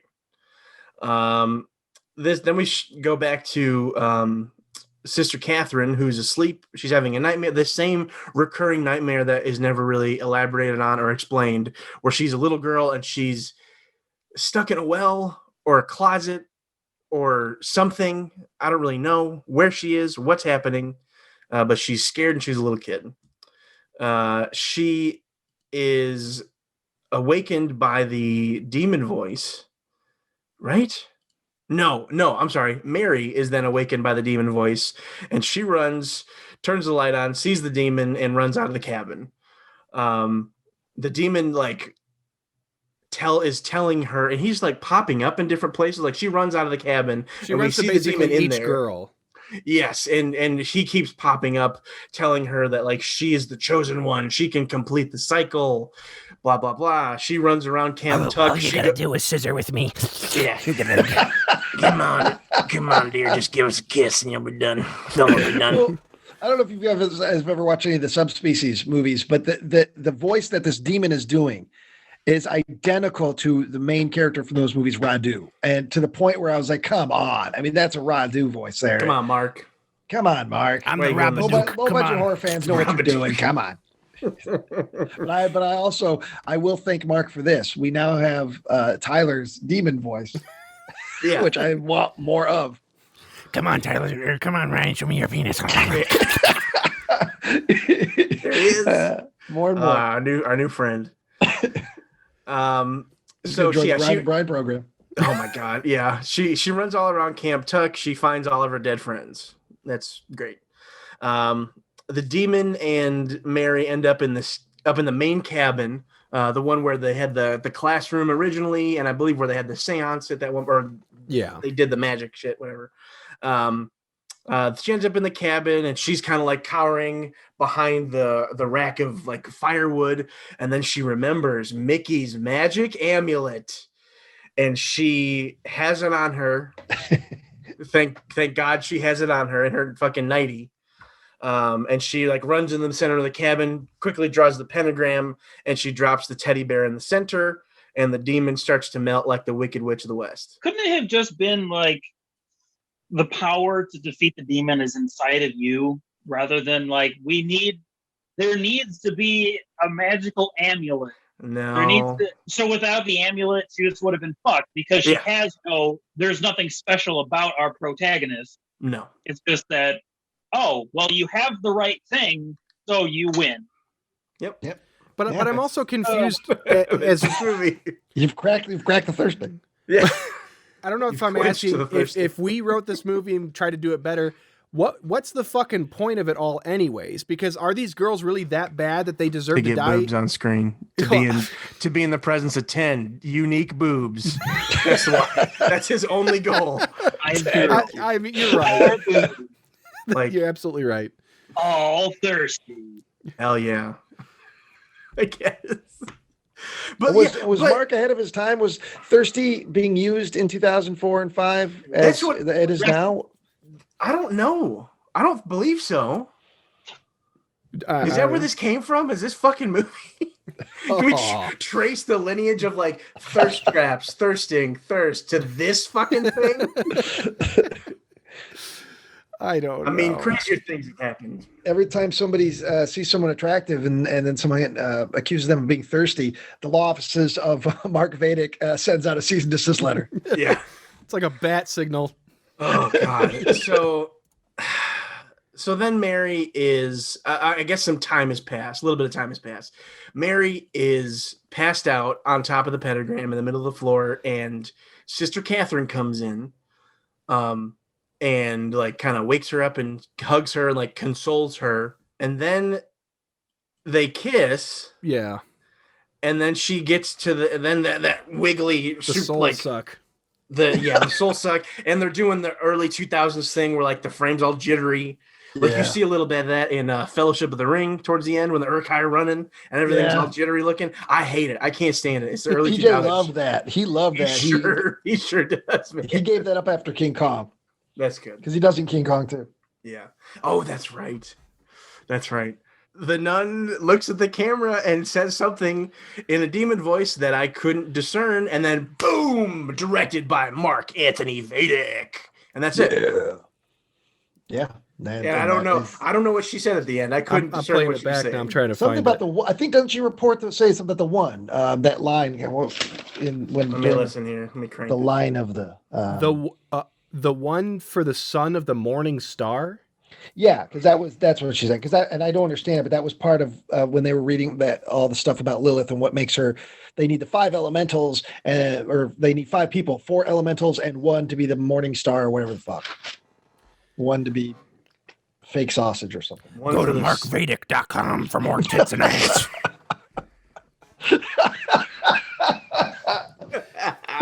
I move to have the tits and ass stricken from the record. Oh, they're already in there. Man. Oh. And that's it.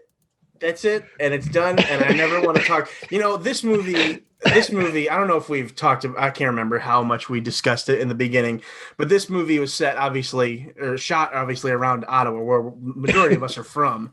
I remember I lived at the time not very far from the Little Store. I don't know if it was the Little Store or D&G at the time, but I remember going by, like riding my bike past the shop and it being closed for filming this movie. And I remember, you want to go watch them film The Thirsting? what movie is this? What pitch are you filming? And I'm like 14 and I'm just trying to get my fucking slammers from this shop, trying to get my hamburger and my French fries. And they're making the horniest movie ever made with Mickey Rooney involved. And oh my kid with Rooney. Yeah. Mr. Rooney, you want to go to lunch, Mr. Rooney? Fuck off. Yeah. God. And yeah, Mickey's doing You got rails. tits, boy. You got a nice ass. Fuck you.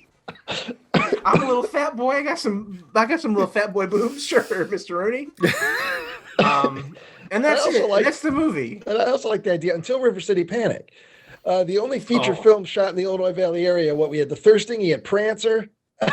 And that's two totally different kind of films. You had Prancer, everyone, because they shot some of that at Starved Rock area. I remember that. And they they were shooting that. cut down some trees, and now nobody can film there. Yeah, there's a big. They cut down like an ancient tree that's older than like the fucking hills. Hey, Sam Elliott wants a tree cut down. You cut it down for Mr. Sam Elliott. He's got a Christmas movie to make.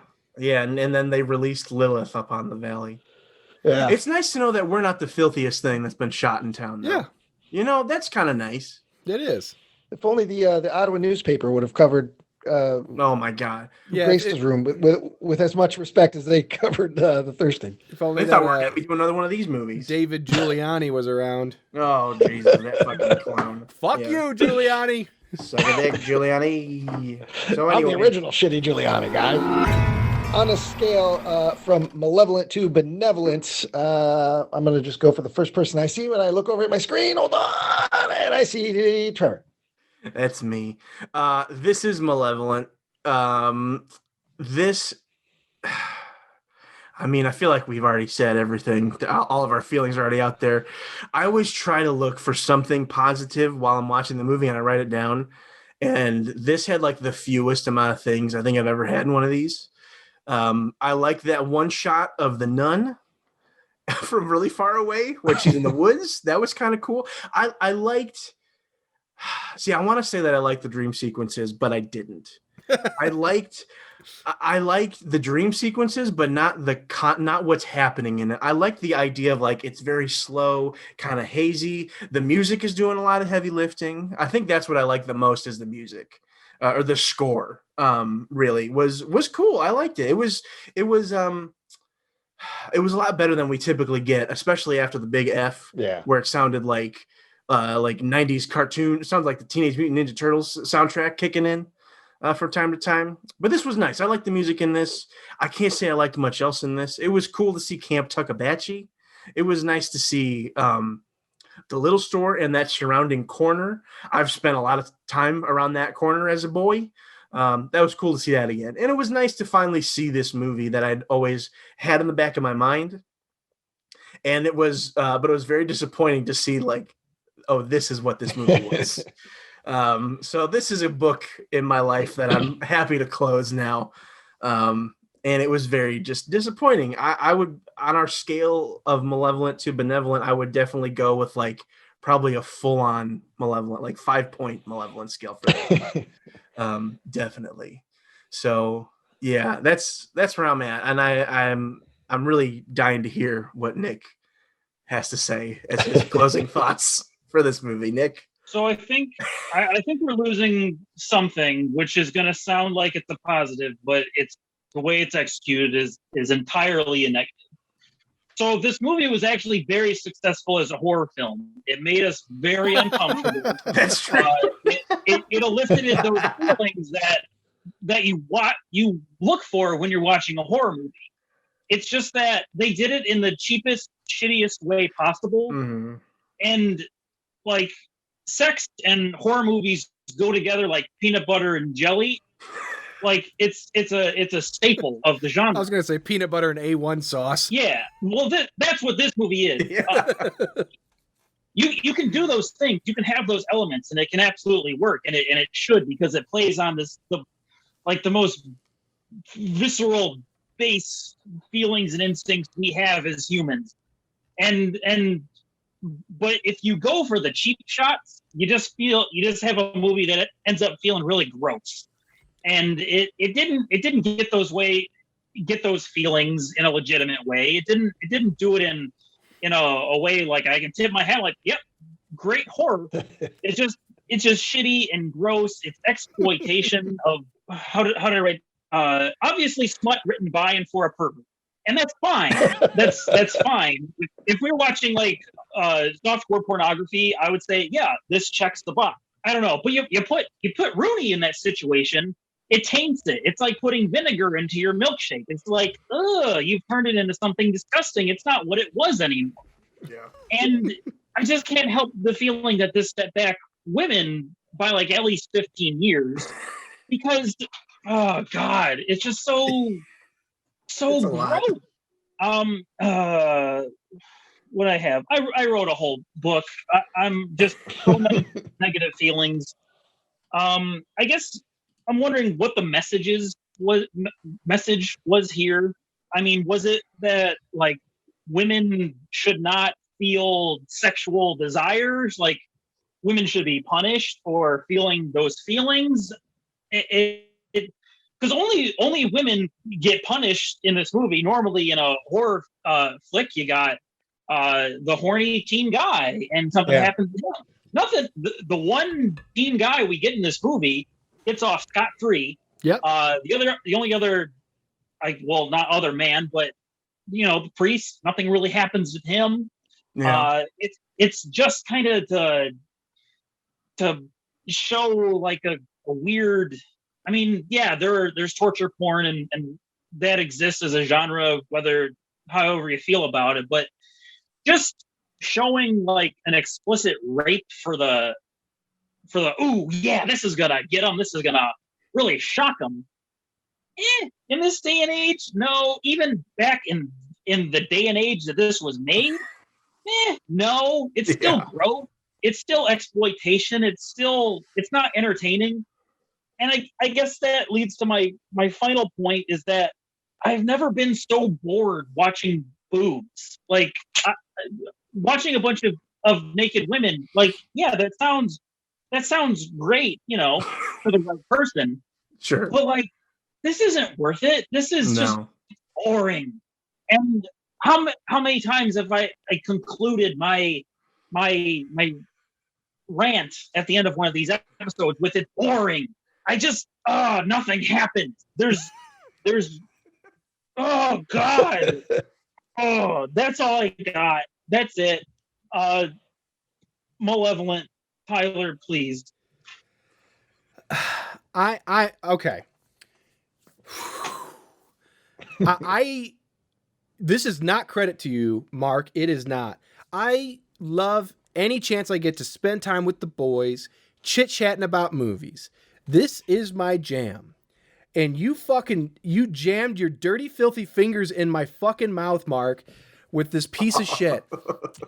I'm upset. I'm upset for a lot of reasons. One, I know that you update your own IMDb bullshit, so I'm going to assume that you actually put down this dollar figure. $350,000 for a Running Around the Woods film? Fuck you, Mark. What were you laundering? What the fuck were you doing with those fucking dollars, dude? You had a cast of about 10 people, including Mickey Rooney, which I guess is your big get.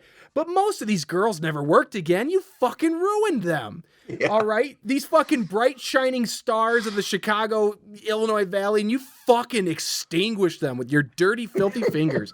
All right? Nick's point was spot on. What is the purpose of this film? What were you saying? And I know Trevor's right. It was just the tits. It was just the tits. The story didn't matter. But you know what, Mark? You did cinema and women a disservice by making a story that's around all this Catholic sexual guilt that's about punishing women for no good fucking reason. Jackie gets raped as a kid or something. She wants revenge for it. Therefore, she deserves to die for it. Fuck off. It's fucking gross and dumb and bad and disgusting in so many fucking ways. And just getting to spend time with my boys doesn't even save you from that. Okay? And unfortunately, I'm digging around on your Twitter. We seem to align in a lot of ways politically and otherwise. And you know what, Mark? You wrote down a horror guy with a heart of gold. Fuck off. You take that hashtag horror off right now, okay? And you put hashtag smut peddler with a heart of gold, because that's what this fucking shit is. I want to know who gave you $350,000 in 2004 to make this movie, because either you were a gun for hire and somebody said, Mark, I need a picture with fucking tits and a fucking Japanese kabuki demon, and I need some Catholic guilt in there. You give me all of that $350,000 and you get to work for Mickey Rooney, all right? Because, Mark, you seem to be doing fine. You seem to be working on shit with stage, screen, whatever. So somehow this didn't tank your career like it did those poor women. All right. But just in general, I'm just upset. I didn't like it. I hated it. I hate the production design. I hate the poster for it. I even hate the fucking re-release poster. I'm getting sick and tired of this shit. God fucking damn it, dude. What is it? The people who are making these, like, look, I get it. You got to sell the picture. But it's a great looking image. Oh, with the demon face on it? Yeah, it's like this bloody, fiery cross and all this stuff. It's like, for what this picture is, there needs to be an embargo on the ability to make good looking fucking Photoshops, posters, and promotional material. No, you got to show me the original poster, which is this dog shit. It's this dude with this fucking black makeup on looking over a woman's curved body. Mm-hmm. Like, that's all you get. Passion can be a beautiful thing. Fuck you, Mark. Fuck you. Sue me, Mark. Fucking, I dare you, sue me, sue Malevolent Movies. Fuck you. I'm fucking upset. It's fucking gross. You made me feel dirty. I ate so much food yesterday to make up for that fucking sinking feeling in my gut. It's true, he did. I fucking ate 3 tacos, a nacho fry, a full bag of Cool Ranch Doritos. I ate a foot-long chicken teriyaki sandwich with pickles and green peppers and lettuce and bacon. And I ate 4 fucking brownies, dude. Fuck you. That was your fault. That was your fucking fault. I blame you for that. I've had nothing but diarrhea all morning. Fuck you. Ryan, I'm done. There's no way I can follow both Nick and Tyler with any sort of rage and vitriol that would even come close to that. So I'm not going to try. But yeah, this makes 4 stink bombs in a row for me between this, the Big F, that video game shit, and then Christmas with the Dead, man. So I'm feeling low. This was Mark Vadek's chance to bring me out of this streak of shit that we've had, and no go. So this for me is absolutely Malevolent. I don't recommend watching this movie. I didn't even say, but Malevolent. Sorry, Ryan. But, one thing, trying to find a positive in the thing. Unlike the Big F, which was one long, goofy backyard sketch, it wasn't a movie. And Chrome video box game movie, which was a bunch of video game bullshit. The best video game movie, I'm not going to give a fuck about. Why? Because it's about video games. I don't care. But I'm tired of it. I'm tired of all of it. But and I will give Mark Vadek this. I don't know what his point was, but I'm glad that at least there was a vision. There was some sort of vision. I feel that he was making the movie he wanted to make. This, whatever he was trying to say, he was saying it in this movie. I like boobs. Well, that kind of stuff washed right over me. I watched so much low budget stuff, man. This doesn't even move the needle of the sleaze that I see in the indie film world. Trust me. But that's all it is now. I will say that there are some moments when the girls are together. Some of the acting isn't terrible. I thought in particular that Jackie, Lauren Ryland, I believe is the actress' name. I thought she was a standout. I thought her performances for the most part were fairly strong. Actually, I thought Tina Kraus, who's done the most work, 122 movies, who played Sister Catherine, I thought she was one of the weakest links, actually, most of the time in the movie. And Mickey Rooney was great. The Mickey Rooney stuff was heartwarming. I love seeing Mickey Rooney. I mean, the connection, Mickey Rooney's wonderful, and his scene is fun and great, and to see him for that one moment, that brief respite amongst all the crap. But otherwise, I was just, it wasn't for me. There's nothing to it. I'm glad I learned about this Lilith character before, because like I said, researching her, she pops up a lot in pop culture, and I do want to know a little bit more in case there's some stuff I've been missing reference wise that she's been. The whole Cheers thing blew my mind, but otherwise, I got nothing out of the movie. I'll never watch it again, and that's it. That's it for me. It's a malevolent movie, top to bottom. I'm hoping that the next film. Ryan, the next film. It's not. You know what it is. Well, there's one title that I already have a feeling that I know where I'll fall on it, because I've seen it once. So I've been building this up, and unfortunately I've said, I think, like, this is the third time that we've set up, this is going to be the next movie. It actually is going to be the next movie. I really wanted to torture Zach with it, because it was something that I discovered in the Hunt for Holiday Horror, and it is Sickness House. Yes. That's the next movie.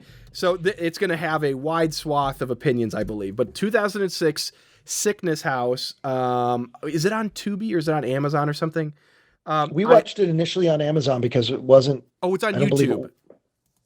Yeah. I'm sorry. Right. Yeah. YouTube, not Amazon. Yeah. And then I bought the DVD. So, but anyways, get pumped because, all right. And Ryan, I apologize if you watch this again and you still feel like, oopy doopy, it's a mess. But Sickness House is a lot of fun. If you're into the bad acting, if you're into the bad scripting, but in a not malevolent way, with the titties and the boobies and the rapies, and mostly just somebody trying to make a very serious horror. I don't even know if there's more to that. It's just a mess. It's a lot of fun. I had a lot of fun with it. And it's a short little, it's only 69 minutes. Yeah. So I thinking back, I got to watch it again, obviously, and with the Malevolent Movies eye, with the segmenting, which can kind of change. It can make a movie better, can make a movie worse. Yeah. Because I got to pay such eagle eye attention to moments. But as of right now, my remembrances of Sickness House are heads and tails above the last 4 movies we watched. All right. And I think discussing Sickness House will be a lot more fun than discussing The Thirsting or Game Tube 7 or whatever it was called. Or the Big F, Gash Foot or whatever his name is. See what you've done, Sickness. Greasefoot. Thirsty. God, I can't keep any of the titles straight. It's all because of the thirsting. It's a Sunday. This isn't the time for thirsting. We got Lilith on our minds. Yeah. Lilith on my mind. I've got Lilith on my mind. Gonna be a lawsuit for that one. Copyright. It's really a 2.5 hour long episode. Yep. So at this point, we used to blame Joe for going 2.5 hours long all the time. It's not Joe's fault. It's not. We've done 2 episodes without him now, and it's because we want to believe, guys. We really want to believe in these malevolent movies, and we at least, I'll give us some credit here. We at least treat every single one the same. We watch the movies, we write stuff down, and we try to fill in the blanks that are there in these films. And so they at least get the same amount of respect from us. Oh, I wrote down, I rewound that scene over and over. I didn't want to miss a single bit of the exposition. And I tried to see the characterizations, and that's why I said Mark obviously had a vision, because things do connect to each other. It's just, it's lost on me, and it was boring, pointless, and it didn't do anything for me. I was just like, okay, The Thirsting, moving on. I won't probably ever think about it again, except for the Mickey Rooney bits, and if we get sued. Those are the only 2 things. Well, gang, here we are at the end of episode 16 of Malevolent Movies, featuring The Thirsting. And when we return, we will be watching Sickness House. So if you can get your hands on Sickness House out there, if you want to watch it beforehand, by all means, it'll be a lot more fun if you watch it beforehand as well. So It's still on YouTube. It's still on YouTube. Sickness House. All right. Well, I promise, guys, after this, I will do a decent job of trying to find something actually fun and enjoyable. We'll see. And I'll see if there's any fruit to my labor. Well, we had to do the Thursday though because it was made in our area, so it was kind of obligated to do the. Yeah. I don't think we would have covered it otherwise. All right, folks. Malevolent Movies. Fucking. Here we go again. Yep. Make sure to share, like, and subscribe, and hit that bell icon so you get notified when we put the next sleazy, crappy movie on.